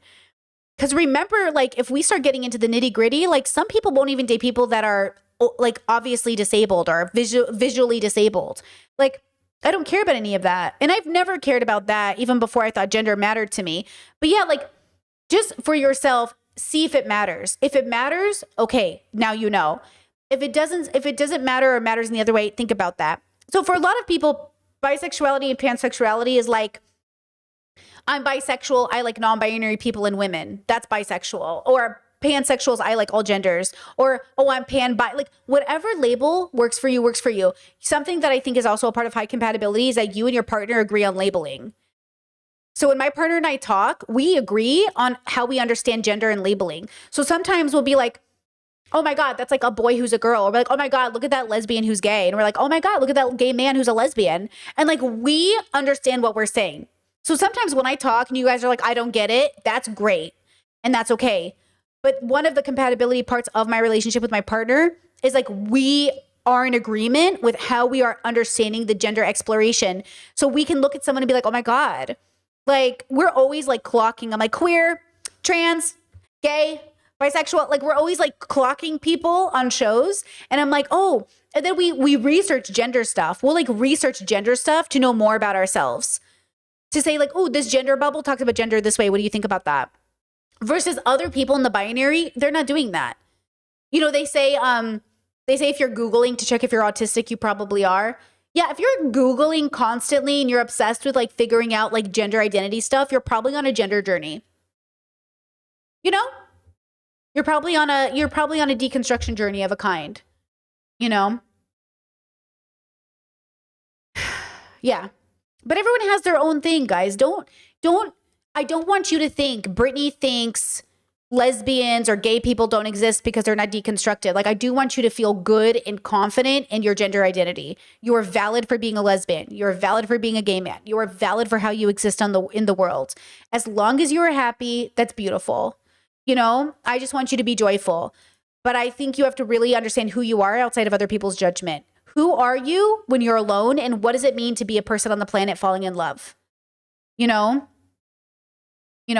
Chad says, what would you call someone who likes women with the exception of literally one man? Help me, girl. I'm afraid you are indeed bisexual and or pansexual and or on a journey and or labelless. You don't have to label yourself. It doesn't matter if he's the one exception. Most people are the one exception for us, guys. I hate to tell you this. If you're monogamous, you usually only have one exception in your life of people you'd even want to be with in the first place. At the end of the day, what does sexual orientation mean when we're finding our high compatibility partner? You know, like just enjoy the journey, bro. Just enjoy the journey, you know, or be a lesbian who is into men or be pansexual. It doesn't matter. Like, it doesn't matter. Stop. Let me take that back. It doesn't matter. Labels are for the outside and only for the inside as necessary. So, okay, if I'm in a homophobic conversation with people, they go, oh, like, you guys are a straight couple. My partner and I might look at each other and decide, like, do we want to fight today? We'd be like, yeah, sure. Like, we're not going to correct everybody because we don't have to fight every day. But maybe if we choose to fight, we'll be like, you're making an assumption. From the outside, let the world label you unless you want to fight for that. That's why we call it activism. That's why we say queerness is inherently activism, because by being openly queer, and that's why I appreciate Betty Who in a big way is like, she's not afraid to be queer. She's not afraid to show up and be like, I'm queer, bitch. And that's important in a world that's so homophobic. So I just want to say that and make that abundantly clear. It is very good to see people be openly marginalized and say like, I'm not afraid of you. Okay. And at the same time, like, we have to understand the difference between the personal experience in deconstruction versus the external. That's why we do introspective and extrospective work, right? Tess says, is deconstruction necessary, intentional, effortful, or can it be emergent from certain experiences? I think experiences can encourage you to actively be introspective and then deconstruct, but deconstruction is intentional. So you can have a bubble pop, but it still requires the labor of you actually doing the work to deconstruct. So, you know, all right, let's go back. Just like talking to him about, you know, I think the idea of being non-binary was like really on the table. I think during COVID was when we all sort of like started talking about that term. And I remember talking to my best friend and saying all these. Pause. If COVID was the first time they talked about being non-binary, that's amazing, since I was aware of non-binary people and gender fluid people when I was 21. 15 years ago, my queer bubbles were talking about gender fluidity and non-binary relationships. But funny enough, I guess I never really thought about pansexuality for myself. That's kind of funny, actually. Or the validity of bisexuality. So, right, when I was identifying as a lesbian, it happened before I entered queer circles. Once I entered into queer circles, the world changed. But when I was 21 is when I entered into queer circles. That was the first time I actually was physically in gay spaces. and that everything changed after that. You know what I mean? So let me listen like, again. The idea of being non-binary was like really on the table. I think during COVID was when we all sort of like started talking about that term. Yeah. So that's definitely a bubble. That's a good example of a bubble deconstruction. COVID being the first time that was on the table for them as a word. Yeah, that's not right. Is that what she's saying? That's the first time it became. So like, that's not my bubble. My bubble's been talking about that stuff forever. Yeah. Okay. Hey, that lets us know where she's from. That's why she's probably on this journey right now. And that's why I kind of say, guys, like, she's not there. We're basically bullying a kindergartner. We're like looking at a kindergarten and be like, you're not in middle school yet. Yeah. But guys, like, she doesn't know yet. But does she know that she doesn't know yet? Probably not. That's why I say this is predictable. This is so predictable because this is I think I went through this stage of like, you know, I don't know how to transition into all these words and these letters are confusing and I don't know what to do. You know, I think that's like, you know, it's a part of the deconstruction journey. And I remember talking to my best friend and saying all these kind of leading questions and leading statements that sort of led me to the idea of being like, well, you know, I don't totally feel like I fit into feminine culture because there is this sort of like ideal woman. Like my stage name is based off of the idea that Betty Who is like the perfect woman that I could never really She's 33. achieve or strive to be because I was born in the wrong body already. Wow. So it's like to kind of not feel like I can live up to an expectation or I don't fit into the mold of being the perfect woman, but I don't feel like I'm in the wrong body. There's parts of that I do feel at home in myself that I'm like, oh, is that being between the binary? Is that it's not one or the other? You're somewhere in between. And I was like, oh, is that what non-binary is? And my friend was like, yeah. I was like, oh. So talking to Zach about that, he was like, does that make me queer if you're non-binary? And I was like, maybe, sort of. It's an interesting. Hey, that's an important question to ask. Yeah, that's a great conversation to have. Because remember, you know how Blair White says her partner must be gay in order to be with her? And then he's like, I'm not gay, dude. I'm straight. I'm just like, I love you. You're a woman. And Blair White goes through this whole process of maybe not knowing, or Nene Leakes and T.S. Madison having the conversation where Nene Leakes is like, well, if people are with you, then they're not straight. But T.S. Madison is like, I date straight men. It's like, this is the conversation we're having. What makes someone gay or bi or whatever? Does gay sex make you gay? I don't think so. Right? This is why only you can know who you are and what you're into. And that's why you have to have somebody who respects it even if the world doesn't get it. Okay? If the husband is open to deconstruction, if he's on a journey of his own, he could transition 2 years from now and be a woman. They could be a lesbian couple. We don't know what's going on with these people.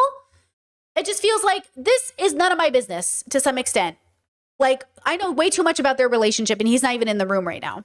Interesting question. We've had a friend bring that up as well. Like, I guess maybe. But, you know, I think of our relationship as being, you know, particular. It is like heteronormative. It's like our culture and our life is very queer, but, you know, it's like I can faithfully and, you know, I think the thing that people report to me and what I was about to say is that it's sometimes I am afraid of taking up space in a queer space because I am in a committed heteronormative relationship. No, you're not in a heteronormative relationship. Are you in a heteronormative relationship? Are you? Is that what's happening? Because I'm not, but like maybe I'm not because like we're gender fluid and all that stuff. But like, are you in a heteronormative relationship? Are you like man, woman, gender binary, make money, have kids, white picket fence? Like, are you in a heteronormative relationship? I mean, gay people can be. Believe her, Britt. Yeah. You're right. At the end of the day, she could be, right? Like gay people can be in heteronormative relationships. But does she see herself that way? That's interesting. Chat says, our Discord says, I think she means head passing, which is that what she means? She's head passing? Chat says, I feel like she's minimizing her queerness because of feeling like an imposter. Is that what's happening? Yeah, like that's okay. Like that's what I want. That's what I'd ask her. See, that's how I know even this podcast host isn't deconstructed enough. Oh my God, tell me more about that. Do you mean more like this or more like this? See how even the host, like, ask the follow-up questions. You didn't answer the question. I want to go deeper. Let's go deeper. And at this stage of my life, I think I feel more comfortable because I'm not trying to elbow my way in, being like, please accept me and acknowledge me. I'm just like, cool, I'm comfortable. This is who I am if you want to ask. And if you want to talk about it, I'm here. But it's not as if I think the thing that made me feel sort of on the outs is because I needed to get in. And now I'm like, I don't really need to be anywhere. I know who I am, and I'm so happy to be in this relationship. And I would choose Zach a million times over every time. Like, he just is the better half of me. Like, I couldn't be more obsessed with him. And so I wouldn't make a different choice, and I want to go through life with this person, but that doesn't take away from the fact that I'm, I like have an entire Pinterest board full of Kristen Stewart photos. Do you know what I mean? Totally. Like, both can be true. Right. And that probably took a while and a lot of work to get there too. Yeah. But I think that's what I'm getting at, is that the feeling of acceptance. I do feel like I can Okay, love Stewart, but also gay basic. I said what I said. Okay, gay basic. I get it. sit in it a little bit more now than I used to. I felt kind of maybe embarrassed or like kind of eye rolly being like, no, but I'm bisexual, but I'm with a man. It's Right. like, it does. I mean, that's what bisexual is. Like, guys, LGBT. You're allowed to be a B, girl. Okay, it's kind of in the header. Okay? second to just be like, of course I'm queer. Look at me. Right. Like- Do you think a lot of getting there was your outward expression? Yeah, maybe. I went through a phase in COVID where I went. Chat, great question. Can you really be queer in a heteronormative relationship? No. Because says I don't believe her when she says she's queer feeling wise, but when she says she's in a heteronormative relationship, it doesn't feel real. Yeah, guys, you can't be queer and deconstructed and be in a heteronormative relationship. That's why normie gays who mimic heteronormative behavior aren't queer. They're not deconstructing the expectation of the binary. Yeah. That's why I'm saying, like, yeah, like, guys, the fact that from the outside, people might view me as like in a straight relationship, they'll question our heteronormativity by the fact that my partner doesn't work because they're male presenting. Even like if you don't have a husband who works, you're not heteronormative in the typical sense. You're questioned. Are you guys really like, what's wrong with, is he a bottom? Is he gay? Like, what's going on there? He's gonna make the money and bring home the bread, bro? You're not on your hands and knees licking his toes when he comes home from work, bro? Like, what are you talking about? I wouldn't even start to describe my relationship as heteronormative. That wouldn't even enter the conversation. You know what I mean? Like, perceived as straight from the outside, I guess. But heteronormative, bro? There are straight couples who aren't heteronormative, let alone the fact that she's like fighting for her life on this podcast. You know, I don't know. Real, like, very mask throughout all my dresses, throughout all my skirts, because like the first 7 years of Betty Who is like me in a tiny little tennis skirt, because like the shape looked really good on me and I was struggling with my body image and I was just trying to find like a flattering silhouette. It wasn't like, this is who I am. I was just like, I just want to look cute. Yeah. Please. I'm just trying to figure it out. Yeah. And so I like got rid of all of that out of my closet and sort of like reevaluated what that meant and like fell in love with suiting, and I still am. And like my favorite items in my clothing, in my dresser, are like my Polo Ralph Lauren button-ups that I have like 17 of. So I do think that silhouette has changed for me a lot. And now I've come, again, it's like, you have to experiment and go all the way somewhere, right? It's like trying to force my way into the queer community, being like, please accept me as this person. And now I get to sort of sit back and be like, okay, actually, I'm going to take my foot off the gas and just be. And I think my experience in like gender expression has been the same. I was like, let me go full on mask daddy, like people calling me sir everywhere I go. And I was like, feels kind of nice. Whoa, hey. And then now I'm like, I like wore a dress to my friend's wedding and I was like, can I wear a dress? Whoa, it feels crazy. But then I do and I'm like, I look so beautiful. I really Right. just want to look hot. Yeah, of course. And it doesn't matter what that is. And maybe I'm allowed to do whatever I want. Yeah. I read a Janelle Monáe quote that really like gave me that permission. She was like, being non-binary isn't about forcing yourself one way or the other. It's about allowing yourself to be both. And I was like, Binary talk. See. Listen to the language. non-binary isn't about forcing or want. Yeah. Listen. I read a Janelle Monáe quote that really like gave me that permission. She was like, being non-binary isn't about forcing yourself one way or the other. It's about allowing yourself to be both. And Both of what? Non-binary is neither. What do you talk? Non-binary. See, in my bubble, being non-binary isn't being both. That's gender fluid. Like, being non-binary is another. It's neither man nor woman, and that, like, it's not. So you know what I'm saying? Non-binary. See, this is what I'm saying about language differences. Like, oh, what? Who? Non-binary who? I was like, oh, sounds really obvious. But now that I've heard someone that I respect and admire say it, I'm like, oh, I see her in her like slutty little bikini selfie shoots. And then she's like in a kooky, cool, like suit outfit for the Met. And, it's like, I think that those allowing yourself to be all things is kind of what is where I have arrived now. Yeah, both Discord and YouTube say non-binary is an umbrella term. Fluid fits under non-binary. It can. I think it's, again, we want to be careful with language because though non-binary can be accurate, not all people who are gender fluid feel okay. It's the same way not all bisexual people feel pansexual. I just want it to be an option for everybody. Same with ace and demi. Some people who are demi don't identify as ace, and some people who are ace identify, or some people who are demi identify as ace. It's like, I want it to be an option for everybody. But in general, I feel like all her language is very binary, even when she says non-binary. Do you know what I'm saying? Chet says, Britt, are you going to clip this? Yeah, I'm going to clip this. I'm going to clip it. Both in queerness and gender expression. I feel like I'm so grateful for these conversations that I get to have. And I think a lot of the time it does come back to the outward expression. And like, I find myself talking about this a lot. And I just want to say, I am validating everyone's experience. I don't care if you're a lesbian married to a man or a non-binary person who's a woman, or all of you are valid. I don't give a fuck. At this point, I think there aren't enough labels to describe the nuances between our experiences, and you are valid. You get to go through this journey. Okay? I love it. May there be 1,000 more labels to describe every little nuance and difference between all of our identities. And I'm grateful because I feel like I'm in a very like transitory time with it, because I was super like, when I was straight, I feel like I was really like trying to prove something like Totally. in that world. And I like had huge Wait, what? was really like a very like transitory time with it, because I was super like, when I was straight, I feel like I was What do you mean when you were straight?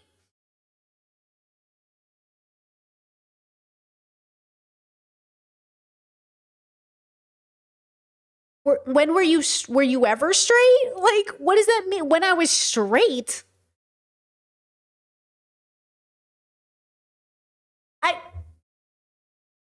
In my bubble, I don't know.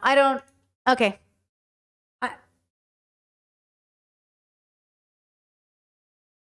Chaz said maybe that was her journey word. Yeah, maybe like, I guess like you were straight. It's like the whole trans argument. Were you born trans or did you become trans later? I don't know. I think you're just born and you're having an experience. You know? Discord said, sometimes I say when I was a lesbian. Yeah, but do you mean when you identified as a lesbian? Or would you say when I identified as straight? Like, because wouldn't she say when I thought I was straight or identified as straight? You know what I mean? I don't know. Chess said, what level would you think she's at? Brittany, what level do you think she's at? What level do you think the people in this conversation are at?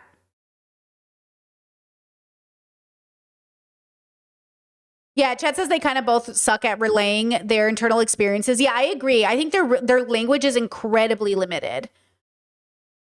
You know? Okay, some of you are saying 2A, 2B, 2A, 3. I think 2B. I would put them at a 2B right now. That's where I would put them at. 2B. Yeah. That's where I'm seeing them right now. You know? But you know, it's just interesting. Like, yeah, I think they don't have enough language. I feel like they haven't read enough books, like queer books or something. You know what I mean? There's something there that the language is like, it's so different than our language here. You know, like our language here is so vastly different than their language there, which is like very interesting. Like I have 1,000 questions I wish they would ask, and I'm not hearing, I'm waiting for them. Describe that. What does that mean to you? What's your relationship with that? What did you learn about that? Like, I would love more questions.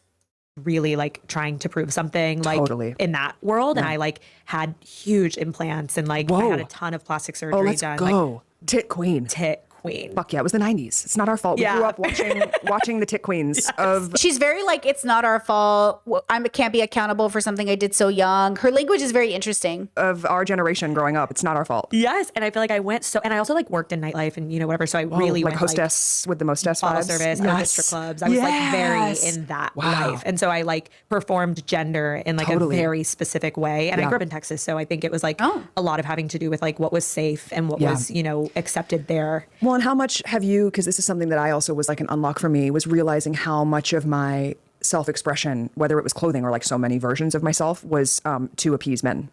Right. I don't know how much that, like, Oh, I think did you all get of your it. boob job for you or for men? Completely for men. I mean, it's, and that was, as I came out, I got them out. Yeah. And now it's a different problem. Now it's like, whoa, I've swung all the way the other day, the other way. I'm accepting this like new, different body, which is like a whole other thing as someone who's dealt with like eating stuff and body image stuff. So it's like, I think there's a lot. He's over it. He's like, I've heard this so many fucking times. Shut up. This is Betty's husband. Okay.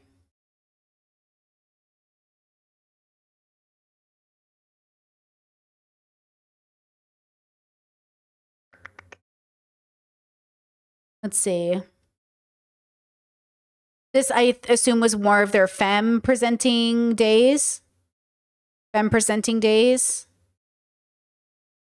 Okay, yeah, I see the difference here. I see the difference. I really don't know who this is, but I'm glad they're finding themselves.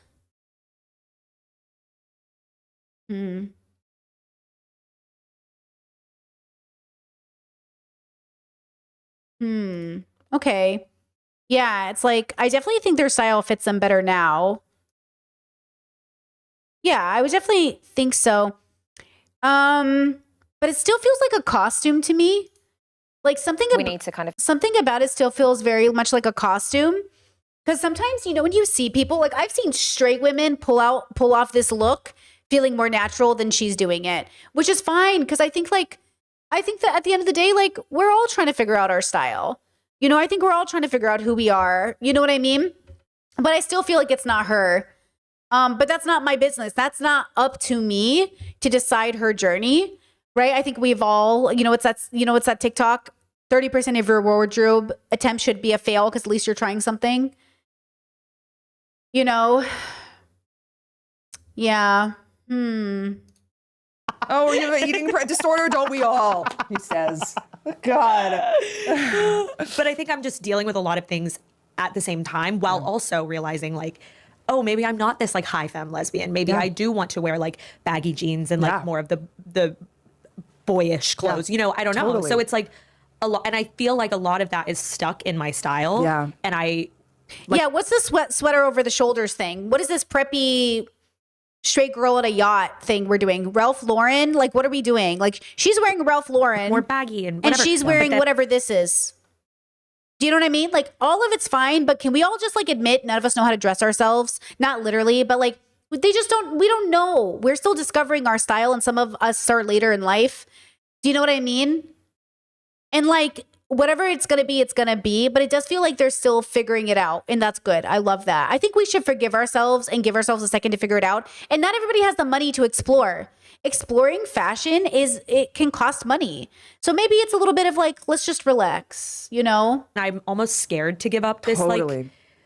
But that's the acceptance of allowing yourself to be all things, right? It's like, this is how I feel today. Right. And allowing that to be okay. And allowing that difference to be really an intense difference from the other version of you, where you're like, now I'm going to pull out my bottle service dress because we're going to have dinner and I want to feel like a pretty girl. But I think where that doesn't work is that my bottle service high femme persona was so attached to the way my body looked before. Like specifically my boobs, like they just do not look the same. Yeah. And some days I'm like, fuck, like I really miss that. Whoa. Yeah, I know, it's weird. Whoa. It's like I swung all the way the other way, and it's like, it's surgery. Yeah. You know, I've had breast surgery 3 times. Like I went from huge to then lesser big implants, and then now they're completely out. Wow. And so it's just like, we're talking about major surgery. Yeah. Where it's like, and that boobs also like is a really, that's the part of my body that I swing the pendulum most as far as like gender expression, because it is so, because I'm very hippie. I'm built really like a woman as well. So I like, there are outfits where I'm like, my boobs don't match this outfit. I'm like trying to look like a cool guy.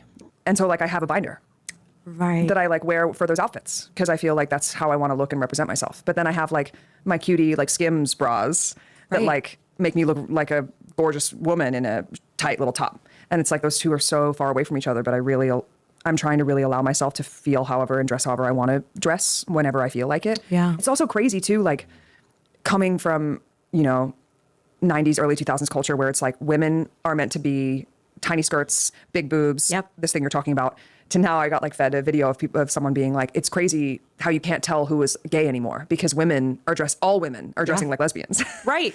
And so that's also like, you have so much room to play now because culture has accepted that women don't actually want to make themselves uncomfortable for the male gaze Right. all the time anymore. Yeah. I think it's like, it's dressing for you, right? And like that you're experiencing that, whoa, who do I want to be today? Yeah. Because do you miss your boobs for you or do you miss how they made you feel to other people? I don't know. I don't know. We're figuring it out. That is Okay, valid. I don't know. That's the most powerful thing I've heard this whole podcast. I don't know. Beautiful. It's okay not to know. literally the question that I have. And I think that is so also wrapped up in body dysmorphia Yeah. because it's like, I miss the proportions of my body. Like I'm also really hippie. I have a really big ass. Like I am very curvy. Gifted, by the way. God. Gifted. But then it's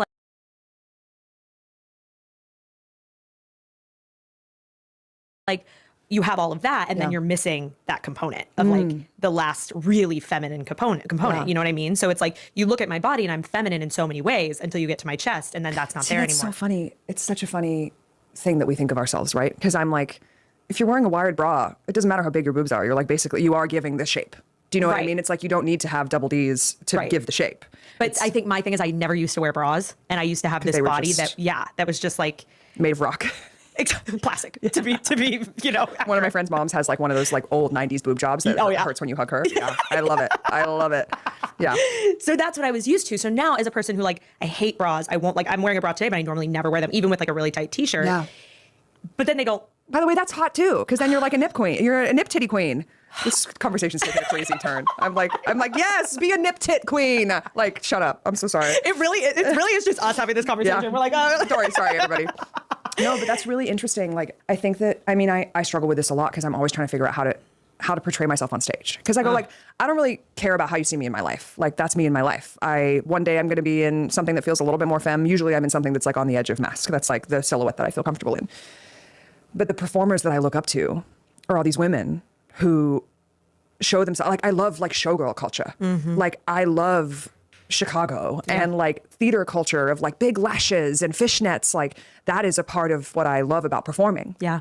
And so it's like I've done so many versions of it now where it's like the last tour I was on for the big tour for my last record, I like took away all of my feminine sort of everything. And I was like, I want to wear a suit. I want to wear like full pants, full jacket.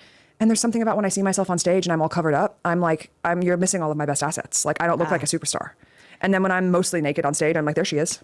It's like crazy. Right. And so I'm, again, trying to not make it like something that is my only identity. It's like, no, when I'm on stage, I love to wear a big lash. It's for the back row, baby. I'm trying to be in an arena. I'm wearing this lash because I'm thinking of you. I want you to see these eyes, baby, these crystal blues. It's not as if like, oh my God, I'm doing myself a disservice by making this choice right now. Right. You know, I think there's a lot of that. You know what it is? When they talk, it feels like an ADHD conversation, but like nothing is being said. Like they're hopping between topics, but no one's going deep into the topic. Like no one's expanding. It's like, I think it's just like a very, what is it? Okay. The reason I watch Fear and is because it is my dumb person. No offense. It allows me to turn off my brain because absolutely nothing is being said, but I am being entertained by Cutie and Austin. Like, I am entertained, but I don't need any brain cells to listen to this podcast. This feels like this shouldn't have been this podcast.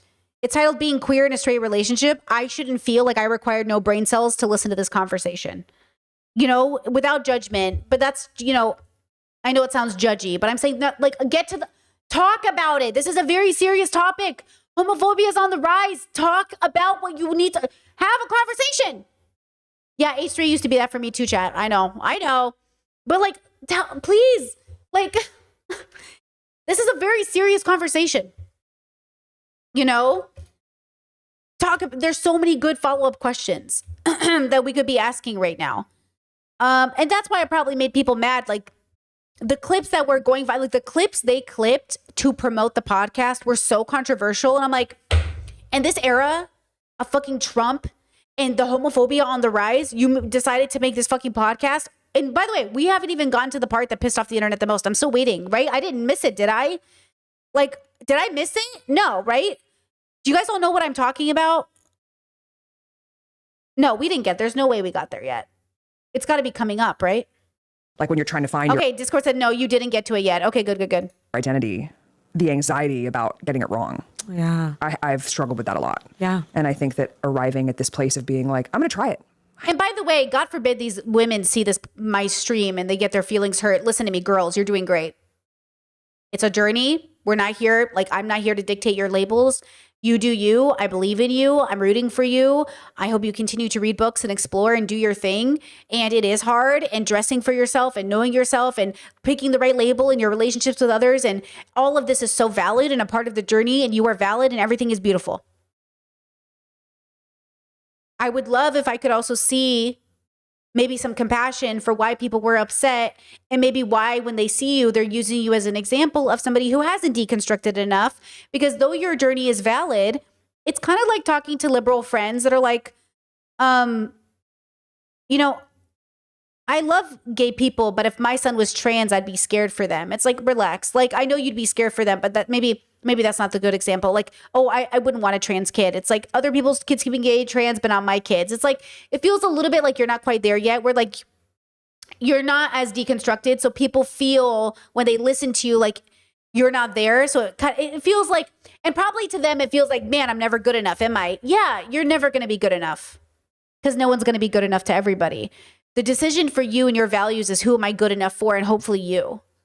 You're never going to be good enough. None of us are ever going to be good enough. We can only ever do our best, which is, it's hard being a person living in the world. So it feels like there's a lack of compassion from everybody, but I'm sorry that there's such a good example of like, ooh, they're not there yet. I hope they get there. It's the same reason people to feel defensive when I say like so-and-so isn't progressive enough. I'm not trying to come for your favorites, bro. I'm just trying to say, like, on a spectrum, they are technically by definition not progressive enough. Bye. You know? I'm trying to give myself room to just try it. I think it also feels really scary for us in culture now because we're all online, and so it's like everything lives forever. Yeah. So if I like wear an outfit that I hate, Oh, and this is definitely going to live forever.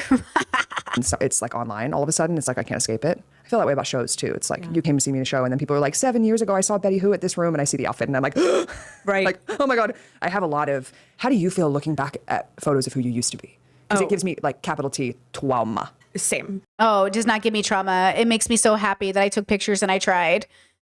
What? No, I look back on who I used to be, and though I cringe, I'm like, oh my God, I'm so proud that she tried to get out of there though. Yeah, like I'm so proud of her for getting out, and I'm so proud of me for doing the work. But I love looking at old pictures of myself because of who I used to be. Yeah, like she really tried. I am like, put that away. Can I show you something? I wish you would. Yeah, I'm not. See, they're on a healing journey as well. So now they're so traumatized they can't even look at old pictures of themselves. I don't identify that way. So, okay. You know, Chet said, I love when you're nice to baby Brit. I mean, you know, she was just trying. She was just trying. Show you something. I wish you would. Oh, that's Texas hair. That's Texas. That's Texas. Texas. Can you Straight to believe? gay glow up passport edition. Hot. The second picture is hot. You're doing it. But like, that's crazy. I've never seen someone look so beautiful in their passport picture. I'm annoyed at you, actually. I'm mad. Now I want to throw your phone. You take that. Zach is someone who loves. We almost passed the Bechtel test for like at least 10 minutes. To dive into the past. He loves to reminisce, tell stories, look at pictures. He could sit for 7. Actually, do you know one of the best things I ever did was not tell you my partner's name? I just love saying my partner, so it doesn't become about them. Do you know, like, I know I talk about them, but there are them. They're like a mystical spirit in the wind. When you put a name to it, Zach, I'm like, ugh, I don't want to talk about your boyfriend. Or I don't want to talk about your husband. Like, when it's a them, it feels better to me in a sense. Like, you know, it's not about him. It's about them. Does that kind of make sense? Hours and go through his camera roll and go through pictures of just like his entire life and look at it and be like, this is like, look at us. Like, whoa, look at that asshole. Like when he was like, used to drink all the time. My assumption is he would see photos of himself when he was drunk and be like, oh my God, I can't look at that. And he's like, whoa, look at that drunk asshole. Like, isn't that so crazy? And then he's like looking at it and he's like processing it, and it like feeds something in him, like seeing how far he's come. It just like, it does not affect him in the same way. Yeah. And it's like one of the things that he probably hates the most about me is I'm like, please, I can't, like, I know that you're having a good time. I literally cannot do this with you. Like, I will leave. Yeah, that's crazy. I am the picture person. I pull out all the albums. And I'm like, look at this photo. Oh, look at this photo. Sometimes when my mother-in-law comes over, I'll be like, can we go over albums together? We look through photo albums. And she gifted us a bunch of photo albums of my partner when they were younger. And like reminiscing over photos are so great. So I feel bad that she's not healed enough to go back and look at herself. I feel sad she's running away from herself. Well, no wonder she's struggling so much in this current state of being. She can't even handle her past state of being, right? I do not want to look back at photos of us when I was 24. It makes Oh. me sick. And it's That's so sad. Oh no, I'm sad. I love looking at old pictures of my partner and I. That's what we did for our anniversary. We went back and looked at, I mean, we haven't been together that long, but we go back and look at pictures of when we first met. I'm like, oh my God, we were babies. Wait, oh, that's sad. like, Eve, Yeah. I do not want to look back at photos of us when I was 24. It makes me Yeah. sick. And it's like, Oh, I don't know why I hate her so much. Do you know what I mean? It's sad. damn, bro. I hate her so much. Damn. I do think it's ultimately incorrect. Like, he has a healthier Right. approach, but it is, I have so much like shame looking back at like old music videos, like experiencing Oh. myself from the past when I just like didn't know what I know now. Oh. I'm just like, yeah, Yeah, we need to switch our lens. Like, look how far we've come. Like, yeah, look how that's his beautiful. outlook for sure. And I think that's really admirable. Can't relate literally at all, but I love that for you, you know, but it makes me feel better that you also are looking back at pictures of Texas, you being like, whoa. Yeah, I mean, I think I have both. I think I'm like, oh, God, I'm just like I feel so heavy and sad for that person because I was so just like deeply lost and closeted and like, you know. Yeah, definitely. Chet says she should tell a therapist. Yeah, she should definitely. I hope she's in therapy. It's hard though. Yeah, wow. 33 years old and she still hates herself. I get it. But like, oof, let's heal that, girls. Let's heal it. But then I look at like where I'm at. And no judgment, right? We shouldn't be punching. We're not going to be punching down on a traumatized person. But I would love to. Love for her to liberate herself from this. Actually, you want to talk about queer liberation? Liberate yourself from hate. That is what queer liberation is at the foundation for me. Liberating yourself from the self-hatred. Liberate yourself. now and I'm like, God damn, like you really Look at this gorgeous life I have. Look at this beautiful life. you really stepped out of that bit. Yeah, You're good for doing your thing. you. Okay, I just want to ask your piece. Well, actually, I want to talk about right now what's going on. Speaking of like online, you know, what's happening online. I'm sure you're seeing everything with Fletcher and JoJo Siwa. Oh, and, here we you know, go. everything. Here we and go. Whoa. Seeing all of just Yeah. the biphobia, the bi-erasure happening. And I just want to get your thoughts. I have so much space and love for those women who are probably going through it right now. I think it's hard when you become representative of something to other people and then you change or you are just following your heart. And that means that other people feel like they are not represented anymore. Right. Like the pressure of that is so immense. And Hold on. Branding yourself gay is not the same thing as branding yourself bisexual. Branding yourself bisexual feels different and can look different. And had Fletcher and all these people aggressively branded themselves bisexual, I don't think anybody would have been confused. I feel like they purposely branded themselves like, you know, the She Got Away, the Chappell Roan song. I sing it all the time. She got away. I'm always singing it. And I'm like, do you know what I love about the song? It's like she's really singing about a girl. And like, we're really singing about a girl here. And like, I sing it all. It's like my new like comfort song. And I'm just like, you know, and I'm going through and I'm like, this is so cool to like have a lesbian in media sing, but this lesbian also used to date men. So like, I get it. It's a process, but also I'm not going to hold it against Chappell if she falls in love with like a trans man one day or a man in general or a whoever. Like, I don't care. But the point is like, I'm not going to sit here and doubt her lesbianism either. She's a lesbian. She sings romantic songs about girlies and I'm here for it. And I love it. And I think it's great and it's powerful and it's amazing. But Chappell is open about their past. Chappell is like on interview after interview talking about her ex-boyfriend. Like, she's literally open with it. So it's not going to be shocking if Chappell goes on some sort of a journey of some kind. But also Chappell's a lesbian, as far as I know. You know what I mean?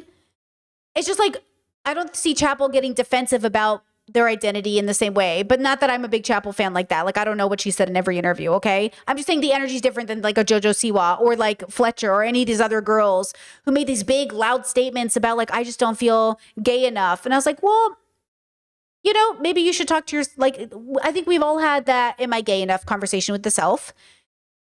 That's what, you know, gay therapy is for. Okay.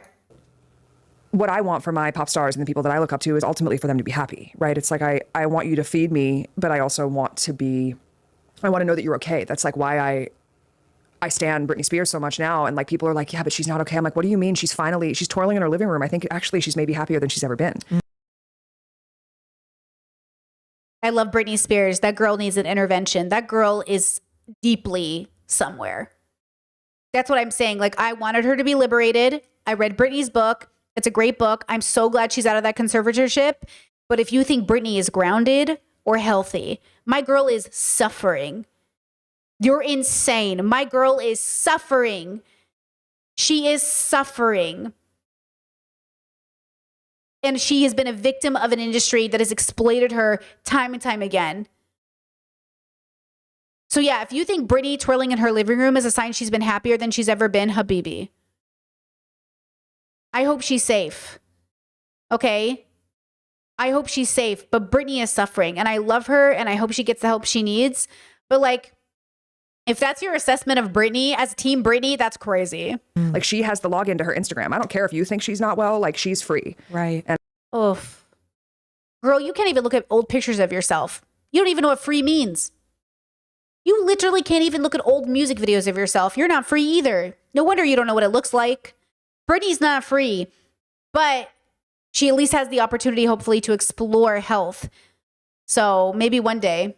I kind of, my hot take is that is like better for her than whatever, like, people thought she was so healthy because she came back and like did the circus tour, but she was like never more unhappy than that. And we don't know that. So I like look at JoJo and I go, you do look so happy. And it like makes me bummed that then that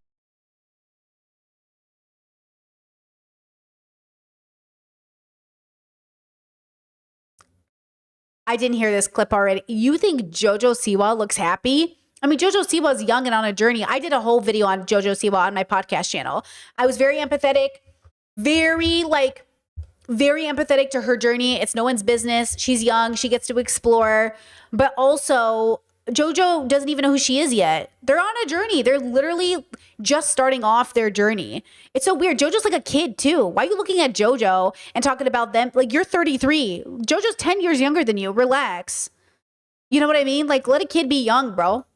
it's like gives people the sort of like other side of it. It gives like people who are homophobic like a win. Right. I don't love that is And by the way, because JoJo got backlash because JoJo doubled down. JoJo is not queer. Her politics are so fucking bullshit. She's unread, uneducated, and ignorant. JoJo Siwa is the worst double downer and talks shit on gay people the moment she can. She literally throws people under the bus anytime she feels like she's getting defensive because she's young and entitled. Okay? So I don't want to hear anything about JoJo Siwa being a good representation of anything but a child in Hollywood. Okay, you know what JoJo Siwa is a good example of? Trauma. Thank you. Because she literally in interviews would be like, when did I ever say I was gay? When did I ever say I was a lesbian? When did I ever say this? JoJo. And then like, you know what I'm saying? Like she literally in interviews is I'm not trying to hold her accountable more than a 22-year-old. But like she literally will throw queer people. This is what I'm saying.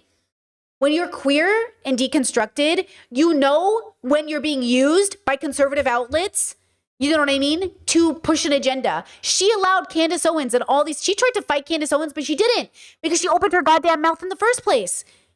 This is what I'm saying. This girl here, Betty Who, her opening her mouth and blaming gay people for bullying JoJo Siwa is playing into conservative narratives. Don't play into conservative narratives. how it comes across, or the people are like, finally you're turning back to God. You know, it's like, whoa. I just want people to be happy. I don't think that it means that they aren't tried and true queer people. Right. I also feel, I just think that JoJo is, I have a lot of love and space for JoJo, and I ride for her because I think if you sat and had a conversation with her, you'd be like, I fucking love this girl. Right. Yeah, bro, if I sat and had a conversation with anybody, I could fucking be like, I love this person. That's not the point. Loving them doesn't take away anything that they've done. Yeah, Discord said she thought she invented gay pop. Bro, she literally is a walking rage baiting marketing campaign. Okay? Is like, she's smart. She is generous. Bro, just be honest, bro. Come on. This is not what an elder in the community needs to be saying about JoJo. They're like, literally, JoJo C was like, what, 22?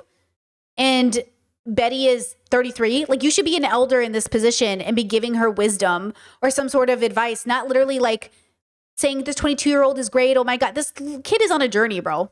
And, you know, like self-aware as much as we think that she's not, like she fully is. Right. And Oh, so now she's fully aware of everything's doing, so she's even worse. Emotionally, she's on her girlfriend on public television, is with a guy 10 years her senior, like is having all of these, like throwing queer people under the bus at any second. Like, what are we talking about? At least I'm giving her the chance of saying she's a kid. She's got to figure it out, hold her accountable. Like, what are we talking about? And I think that, you know, when she was like, I felt pressured, it's like everything that she says gets taken so out of context and then turned around 17 times. Yeah. And so I really want, you know, how old is she? Yeah, What, she's fucking 21? Yeah. Like, leave her alone. Yeah. You know, it's like, it's okay for her to go, I was queer and I wanted to be queer, but that I felt like at the time, because I'm 21 years old, that I have to say I'm a capital L lesbian. Right. And you fell in love with somebody. I know, like I'm a queer person who. You're not confused that her boyfriend is 10 years older than her? You're not convinced this older man is taking advantage of her? You're not, maybe we're all just victims of a marketing campaign. You know what I mean? Why are you writing so hard for JoJo right now? She's a kid, bro. was like, I'm probably going to grow up to be gay. And then became obsessed with a boy. Right. Okay, listen to this. Listen to this. Like I'm a queer person who was like, I'm probably going to grow up to be gay. And then became obsessed with a boy. Right. And it's the best thing that ever happened to me. It doesn't mean that I am not queer and that I don't represent or like love the queer community and exist in a queer community. Yeah. And so I urge. Doesn't it? This whole conversation makes me think you might not exist in a queer community. And if you do, maybe a liberal gay community. You know, I think a huge theme of this entire conversation for both of us has been to allow ourselves to make the choices that feel right in the moment that they feel right. Because a huge part of queerness is like identifying yourself and putting yourself under like, you know, alphabet mafia. It's like, which one are you? And if Does she say alphabet mafia the way I do as a meme, or is she saying it like the conservatives do? Because first of all, we love a gay club. Okay, when I say alphabet mafia, I'm memeing on conservatives who call it a mafia because that's funny. Do you guys remember that episode of Will and Grace when they said the gay agenda, like the gay mafia, and then Elton John, it shoots to Elton John being like like in the gay mafia. Do you know what I'm saying? But it feels like, yeah, Chat says she seems serious. It feels like she is literally saying the alphabet mafia in a bad way. Like she's saying it like conservatives say it, you know?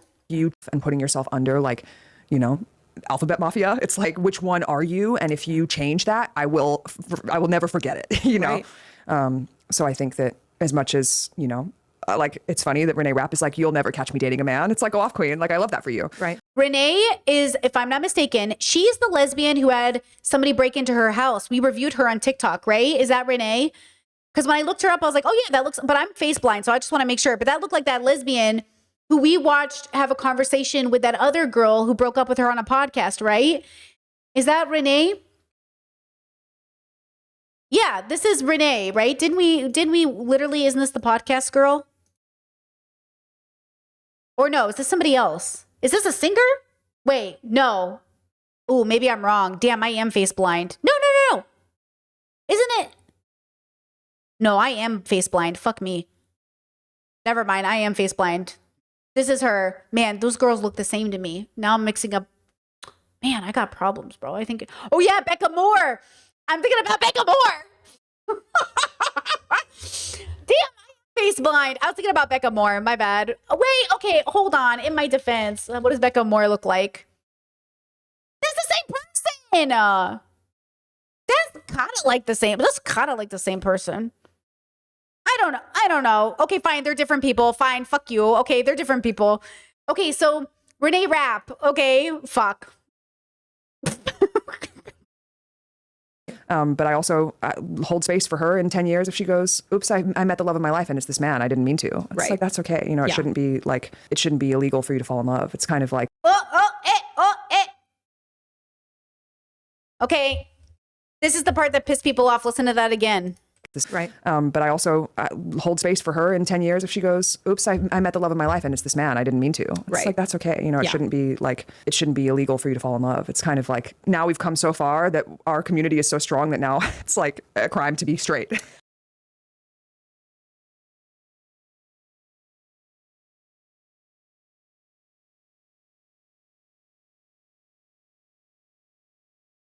Do you see why people were mad? Do you see why people were angry? Do you see why I say you're not queer politically or philosophically? Girl, do you see why people said she was fucking tone deaf? Do you see why this is offensive to people? This is why nobody wants you can't sit with us. This is why nobody wants to hang out with you. What is this? Yeah, next she's going to say make comedy illegal again. Go hang out with Elon Musk so you can make comedy legal again, girl.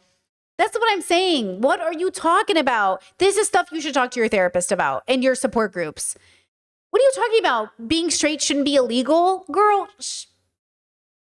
shut up, girl. Right. Honestly, cheek, you know. I'm just like, I do love that we've come full circle. Chat said I need to see this again because I didn't think it was that bad. Give me your gay card. Give it to me. Give me. I'm just kidding. Straight my life, and it's this man. I didn't mean to. It's Right. like, that's okay. You know, it shouldn't be like, it shouldn't be illegal for you to fall in love. It's kind of like, now we've come so far that our community is so strong that now it's like a crime to be straight. Right. Honestly, cheek, you know, it's like, I do love that we've come.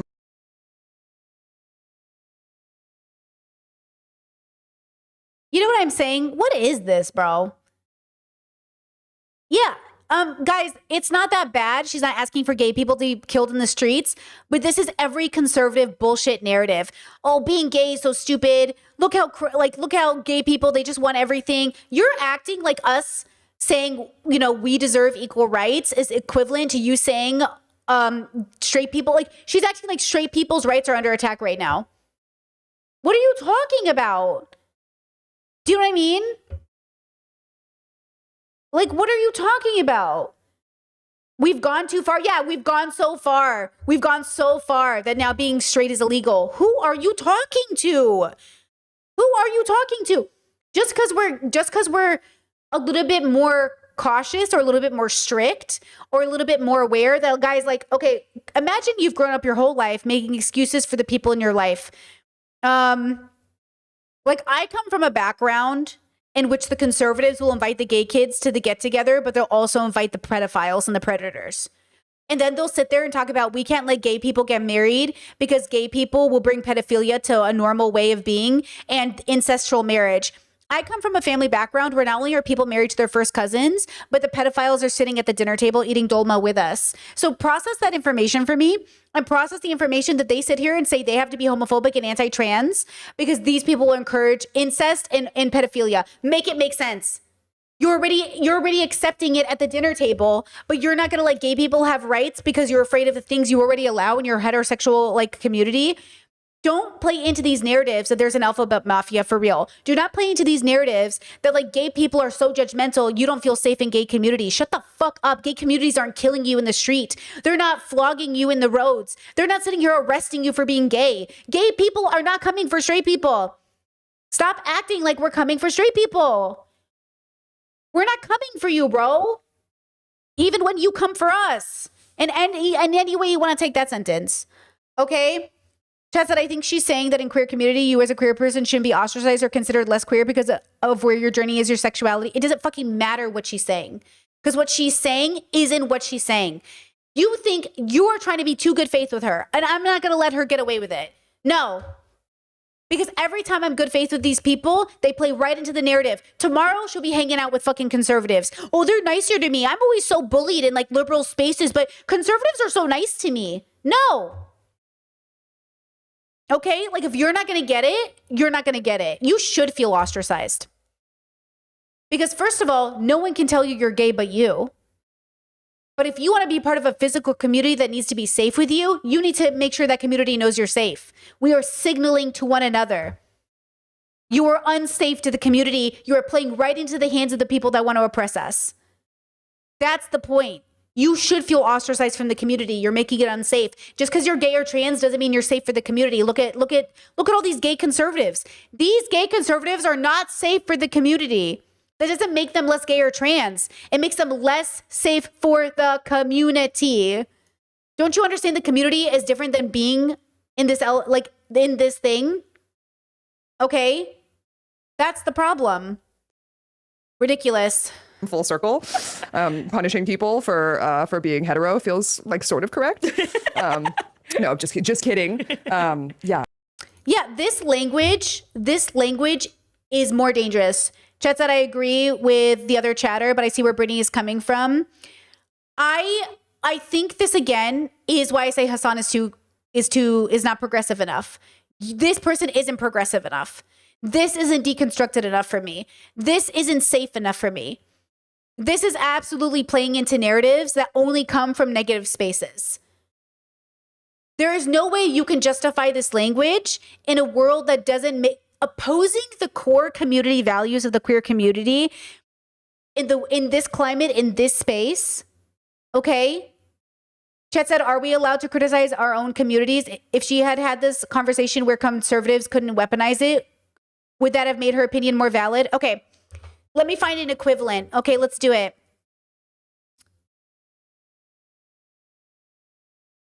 Hold on. Let me find an equivalent. Hold on.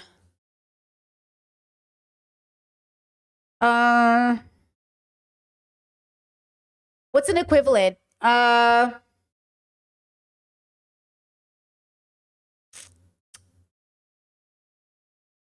Okay.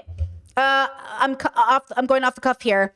Look, as a man, I really respect women. I think they're very smart and capable, but you know, just because I don't want a woman to run my company doesn't mean I'm anti-women. Like, I just think, you know, I shouldn't be called a misogynist because I think women shouldn't be CEOs. I value women. I think women are so smart. Women are so capable. They make great mothers and they're great housekeepers and they cook so good. But like, yeah, I just think like maybe running a company, like I shouldn't be called a misogynist because I don't think they should be CEOs. It's like, yeah, but what you're saying is misogynistic. Do you know what I mean? Like, but I you know, people will say, I'm not misogynistic though. I think women are really smart. It's like, this isn't helping. This isn't good. This is language that we perk up and go, what did you say? Okay. Or they might say, oh, I think women can run companies. But I think if women are given the choice, they usually don't because it's not really part of their biological experience. Like, yeah, some women want to be CEOs, but it's pretty obvious that most women don't want to be. It's like, that's not helping. That's not helping. Now you're playing into the narrative that women don't want to have jobs and that's why women shouldn't get jobs. That's what I'm saying. I'm saying even when you find these liberals who are like, oh, these Nordic countries where women get to choose, they still choose to be homemakers. Oh, as if it happened in a vacuum, as if patriarchy doesn't exist globally.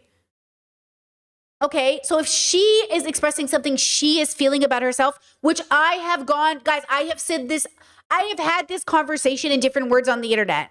I have been this girl, except I was 25 and she's 33. I am telling you this as somebody who has gone through this queer journey. This is a part of the queer journey for some people, especially if you're bisexual, pansexual. I have been this girl. I just did it in my 20s. I'm telling you right now, she is not unique in her experience. I'm telling you though, she's going to look back. She's cringing at her old self now. Wait till she sees this back. Wait till she watches this back 10 years from now. Do you know what I'm saying? I have been this girly that's like, I don't feel accepted in the gay communities and I don't know what to do about it. Oh, the answer was to read some goddamn books, you dumb bitch. The answer is to read books. The answer is to read queer, iconic activists. The answer is to educate yourself. And once you do that, you're like, got it, locked in. Got it, locked in. She's not locking in. She's busy feeling sorry for herself. Well, marginalized communities are being picked off the street by this fucking administration. Okay? Let's go. Read it. Read Bell Hooks. Read James Baldwin. Read Judith Butler. Listen to the audiobooks. Deconstruct. Understand where these people have come from. Read the people you haven't even learned exist yet. By looking for it, finding it, Googling queer iconic authors, writers, activists. Listen to the conversations. Be critical of them as well. Some of them are very outdated. Read them. Make sure you dissect them. Challenge them. Say, oh, I know they're an icon, but I feel like they got this wrong. Because they're also a product of their time. You know? But we need to make sure that, you know, you can't in one breath say, I support the queer community, and the other breath say like, oh, we've gone so far as a queer community, being straight is illegal. Where is that happening? Where are gay people being activists in creating policy that is going to take marriage away from straight people? Where is that a reality, girl? Why are you doing this? Why are you playing into these narratives? Please be so for real. Okay, going back to the video. I really, my ultimate hot take is that I ride for JoJo and I want her to find herself. Yeah, bad take, bro. and peace, you know, and it's just like we all have so many opinions, and she's such a fun character to like talk about. And I think the part of that is like she has made that choice. She's making that choice to be a character that we can talk about because she's a great business person. She's really smart. Yeah. And she knows how to get people talking. Yeah. So I ultimately. So, okay, bad take. Like supporting JoJo Siwa, the way she's marketed things, the way she does things is deeply unethical. She's a capitalist. I guarantee you this girl is a capitalist. I guarantee you this woman is pro-capitalism. I really think if you go deep enough into queer theory, they're also not capitalists. I think being a capitalist is contrary to queer theory. This woman praising JoJo Siwa for being a good marketer is insane.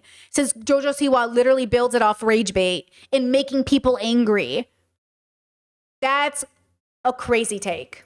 I want everybody to be happy, and you know, I want you to have that glow, girls, and however you find it. Yeah. I also think like the rest of the world is really trying to cancel us as a community right now. Yeah. So let's not internally. Oh, wait, what? I want you to have that glow, girls, and however you find it. Yeah. I also think like the rest of the world is really trying to cancel us as a community right now. Yeah. So let's not internally cancel each other. I do you think know? that's hard. Okay. Ugh.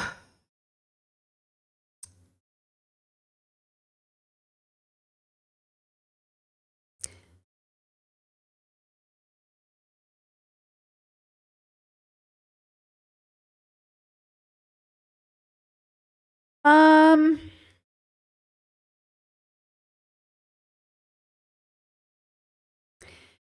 yeah, I think like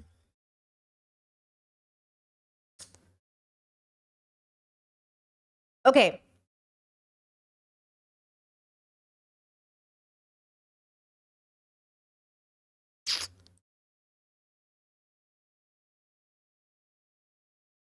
Okay. Here's my theory. My theory is that Betty cannot see and does not understand why people are upset with her. And not all people who are upset with her are coming from a good place, okay? But they see her better than she sees them. I think I see Betty better than she could see me. Because I think progressives see liberals better than liberals can see them. And I think progressives see conservatives better than they can see them.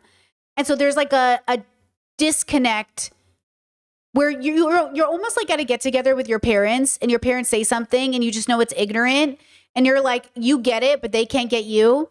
It's like trying to explain to your parents a concept around being gay they can't understand, only you're talking to another gay person. And that's what's hard. It's like, it's difficult to say I'm trying. It's weird to be around another gay person that feels like they don't get it. Because you think being gay is it. Oh, I'm gay, so I get it. No. Oh, I'm trans, I get it. No. Oh, I'm progressive, I get it. No. Oh, I'm a woman, I get it. No. It's not enough to be a minority. You also have to do the work to get it. And a lot of people don't get it. And that's fine, girls. It's a journey. I didn't always get it. I mean, just literally watch me in real time start to get what veganism means. Guys, I had a whole ass bubble pop here on stream. You watch me all the time have a realization of, oh, fuck, I get it. I didn't get it before. Now I'm getting it. Like, we really have to understand getting it is an experience. It's a life-changing experience. Your life changes when you get it. It will be nuanced, the journey that it takes you on. But when you get it, right? And so she's not getting it, and she doesn't get why other people clock that she's not getting it. And she's like, they hate me. The gay community is trying to cancel me. Girl, you're not getting it. And because you're not getting it, it's going to cause more harm than good. You know?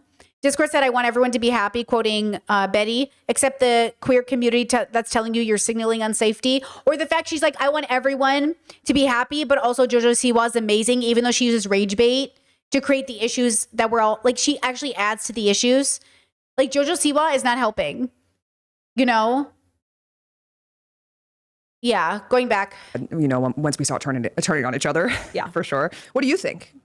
Yeah, Discord or chat says, like we say in the Black community, not everyone is kinfolk. Yeah, like, the dilemma is like people see it as infighting, but that's what breaking a generational curse is. Breaking a generational curse is saying we're not going to continue this tradition. So in queer communities, we were so tolerant of just being gay was enough. But no, if you're a gay Republican, we're going to have problems. If you're a gay Trumper, we're going to have problems. Do you know what I mean? Like, it's not enough just to be gay. You also have to show up. So yeah, this isn't, you're gay, bro. No one's questioning your homosexuality. We're questioning your queerness. We're questioning your queer political stance.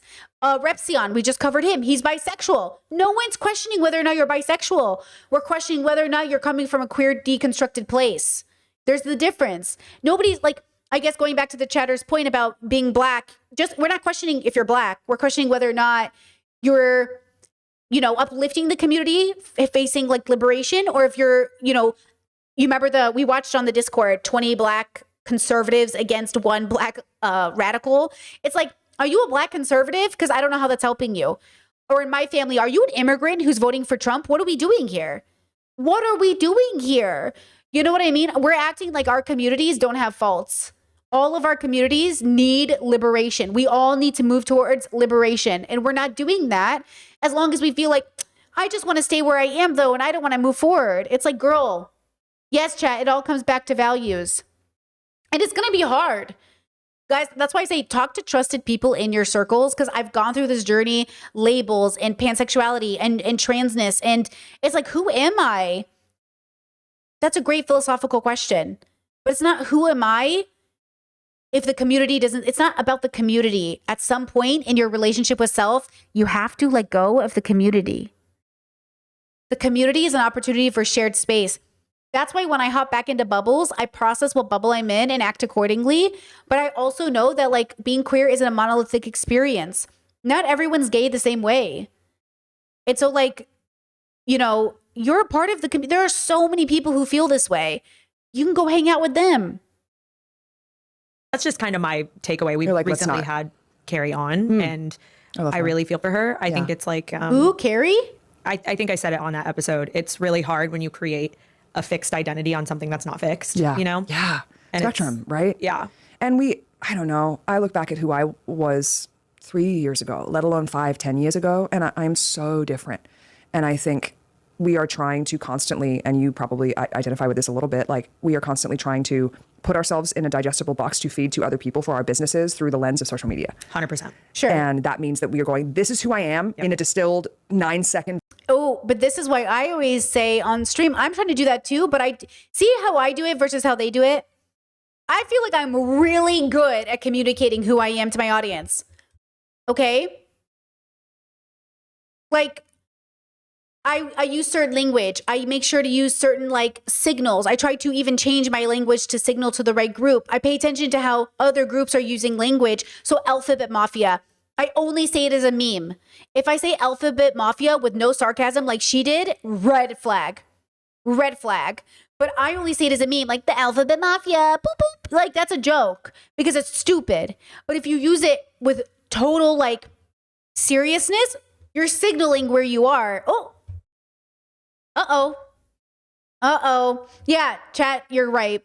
That was my thought. She wants to be in a specific community, but doesn't align with yet and continues asserting they do. Yeah, I think this goes back to the conversation I had with my mother over being a feminist. Why can't Catholic women be feminists? You guys can be feminists. You can be TERFs. And she goes, I don't want to be a TERF. I want to just be a feminist. I was like, well, you can't be a feminist because you're anti-trans and gay people and women and you're like, pushing patriarchal ideas. And she was just like, but I want to, it's like you want to be, but you don't qualify. You can be a TERF. I'm giving you one. Okay? I'm giving you a feminist type you can be. You can be a transphobe. You can be that one. You know what I mean? It's like you want to be a transphobe without the label. Or talking to my brother who's like, I'm not a homophobe. I was like, you're literally against gay marriage. He's like, but I'm not afraid of gay people. That's not what that means and you know it. What are we in second grade? Phobia meets fear? Come on, guys. Grow up. Video so that you can understand and buy into my brand. 100%. And so when then you go, actually, that's different. And I wasn't lying to you then. Yep. But now I'm making a different choice. Like, then make a different choice. But you've been with your man for 11 years. So where's the different choice here? Do you know what I mean? Just have the bisexual flag behind you. Have all the gay flags behind you. Like, just don't brand yourself as a lesbian. You'll be fine. of course, people are like, whoa, whoa, whoa. what, but you told me. It's like, well, yeah, but you know, it's all where we should be allowed to But say that. See, but that's not true, because when we come out in our communities, we're like gender fluid, bitch, a boy who's a girl who's a boy. Like, you can brand yourself as somebody who's always doing a different thing, but that's a problem. Like, do you know that? You know what I mean? Do you know that you can brand yourself differently? You're the one who branded yourself, and you're mad at the audience for getting confused. You did this to yourself. Do not be mad. We're confused. You're the one who told us how to think of you.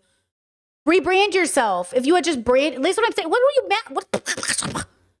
JoJo Siwa branded herself as a lesbian. That was the brand. Don't be mad because we're confused. You changed the brand. People are allowed to be confused. You changed the brand. Okay, we accept you, but also, like, hello? It's going to be hard. It's a hard transition for all of us, because parasociality is how you build those brands. And so people build a brand with you through your identity. So yeah, if you change it on them, they're confused. Like people said, Gwen Stefani becoming a Christian. Yeah, it's kind of weird, even though she grew up Catholic. And actually, my siblings used to attend the same Catholic church as her parents. So actually, I'm not that confused, but it is a little confusing. It's like if I came on stream one day and I was like, in the name of the Father and the Son, the Holy Spirit, I'm sorry, Shema Baba Brono Roho Kucha Alamin. Hail Mary, full of grace, the Lord is with you. Blessed art thou amongst women. And something gay. Like, come on, guys. If I came on stream and I was like, guys, I'm Catholic again. I'm born again. I've come back to Christ. Would you guys not feel like, okay, I think I'm done with Britney? Are you guys not allowed to decide you don't want to follow me if I've changed it up a bit? Okay?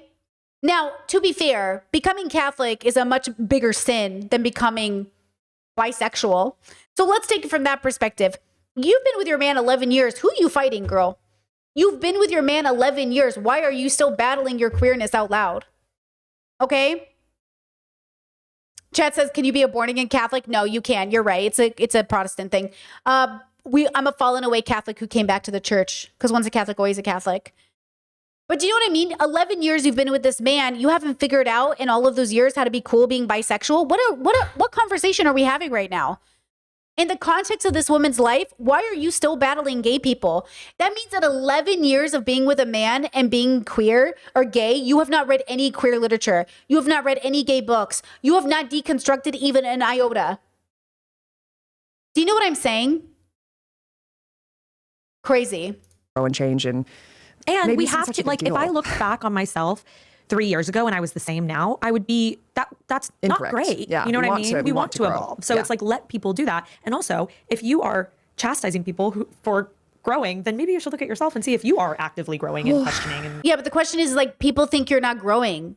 Like, to me, she's too stagnant. For me, girl, you can't even look at old pictures of you. You know what I mean? It's not growing. Oh yeah, chat says when Kavadi says she's Christian. Yeah, I don't consider Kavadi growing in a good direction by becoming a Christian. It feels like going backwards to me, but that's my values. My values say growing in a direction. You know, maybe to Catholics or Christians, they feel like Kat Von D is growing into a better person. But to me, she's growing into a worse person. Anti-vax and a part of a patriarchal religion? What the fuck? Why would you join a religion that's patriarchal and expect me to be, like, excited for you?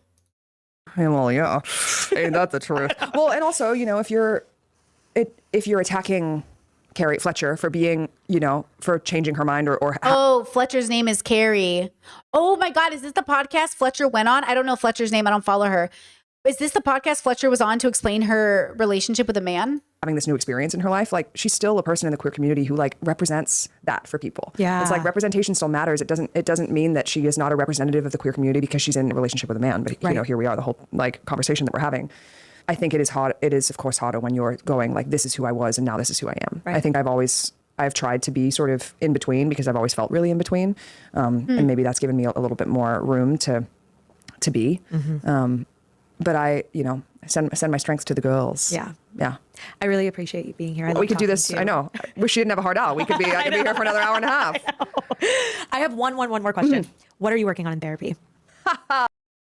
Implying a famous lesbian will end up with a man is wild. Yeah. I'm working on family stuff in therapy. I'm working on mom stuff. Yeah. I'm writing a musical about mom stuff. Oh my God. So I feel like I'm talking a lot about mom stuff in therapy because it's like very in the ether because I'm like writing this musical about a mom passing and grief and what that means. I think it must be really hard to be a woman of a certain age. That's also such a personal question, and I probably wouldn't answer it. What are you working on in therapy? Like, that's kind of a personal question. You know? I don't know how I feel about that question. Who has talked about identity, like mom is a really, really intense identity. And my mother has lost 2 sons, and now I'm her last, final living child, and I'm 33, and being a mom is really different for her now. Okay, let's see. As a bisexual woman, we do not claim this episode's guest. They painted over a memorial of murdered queer people in Florida yesterday, but I'm so sorry you feel attacked for being in a relationship with a man. I'm shocked this is still up. This media team needs help. Y'all need to take this down, and Betty needs to apologize. Stop harming the community for money. I'm sorry, but saying it shouldn't be illegal to fall in love in the context of heterosexual relationship when queer rights are under attack and lesbians continue to be ostracized, erased, abused, and doubted, as they have been for millennia, so tone deaf. Yeah, I think that's what it is. Like, your biggest crime of being tone deaf is also something that you should pay attention to. You know what's interesting? There's this TikToker. Have you guys seen this before?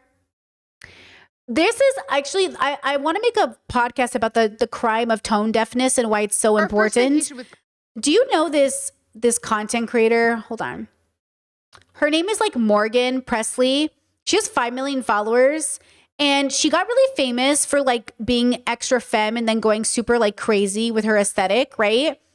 And every single comment on her channel is like, you're fucking tone deaf, bro. And I've been thinking about this a lot, where I think there's a problem. Like, if my audience, if I came on stream every day and literally 90% of you were like Britney, like, look, there's always going to be a percentage of you that don't get what I'm saying, which is so valid. And I give you that okayness. But if most of my comments are like, Brit, this isn't it, I would have to reevaluate. I'd be like, okay, I'm really doing something wrong, because either I have the worst audience in the world and I need to change that, so I'm doing that wrong, or I need to, if I know my audience is healthy and pretty good, then I fucked up, right? So I feel like, why aren't they listening to their audience? Like, if most of your comments are saying, hey, dude, like, you're kind of tone deaf right now, why wouldn't you take that as an opportunity to say fuck? Because again, I really take your criticism very seriously. I really think about it. I talk to my partner about it. I talk to my sister. Like, I'm very open because my audience has corrected me properly a lot. But I also know that sometimes people in my audience, even longtime viewers, don't exactly see me enough, because I can tell by the way they're answering it that they're not hearing me. So like, I always take that into consideration too. Like, okay, I think this person has good intentions, but I feel like they don't see me. So I'm going to take their criticism with a little bit more grain of salt. But if it's your whole audience, if it's most of your audience, if literally everybody in the comment section is saying like, why like you're tone deaf, bro, then why aren't you paying attention to it? So like, if everybody in this comment section, if everyone's reaction from the queer community is like, bro, then why aren't you maybe considering it? I'm not saying you're right, by the way, or wrong. You could be right, and we could all be wrong. That is a possibility, right? That happens sometimes when you are the crusader, when you are doing the first thing, and somebody else is doing it. When you are the first, you could be a crusader, but probably not. Being like a liberal who's like, guys, we have to meet Republicans halfway. Yeah, you're not a crusader, bro. Even if so when everyone's against you being like, boo, we're not doing that. Yeah, you're not like a crusader. So like, I think that's the problem, right? Jet said it's probably because many people don't create communities intentionally, so they don't have a connection to them in which they trust their views, ? Oh, maybe.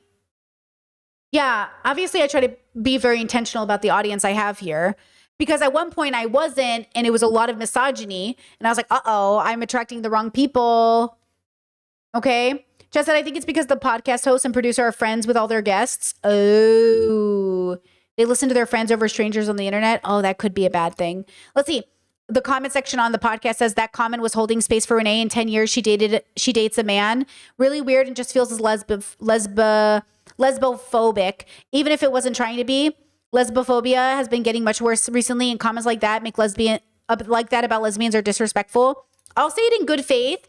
It's one thing to say like, I love this person and I hope they have a good journey, but I'll accept them no matter who they are, lesbian or not. But it was like, it felt like it feels a little bit like imagine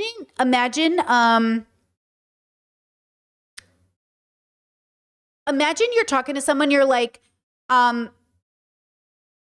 this person's a vegan right now, but like if they're not a vegan in the future, like I will definitely like respect them and they'll still be a person to me. It sounds good, but it's also very offensive to a person who knows what being vegan means. Do you know what I mean? It's like, it sounds like something a good person would say. But when you really look at the sentence structure in context of that person who's like very strongly vegan, it's like, now you're being disrespectful. It's kind of like if my mom looked at me and said, I can't wait, when Brittany's a Catholic one day, I'll just be so happy about it. That's so disrespectful. That's why I never say, I always say, like, I hope, you find your journey. I hope you heal. I hope you get there. But like, it's not up to me because like, it's not, I don't worry about what other people are doing in that sense, So yeah, I think,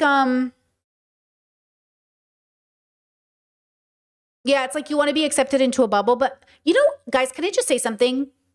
It's okay to realize the place you are in is no longer a home for you. It's okay to outgrow your friends, outgrow your labels. It's okay to shift and change. But if you keep fighting so hard for people to accept you when they aren't, maybe it's not for you. And then you get to decide what that means. I think she's devastated that this thing she feels so a part of isn't for her. The dilemma is like the queer community isn't a monolithic experience. All type of people exist in queer communities. You just got to find the one that works for you. But you have to accept that especially as a public figure, you do have to accept that at the end of the day, like you aren't coming across as somebody who understands the impact of your statements. But I wish you the best. I think that's it. Okay.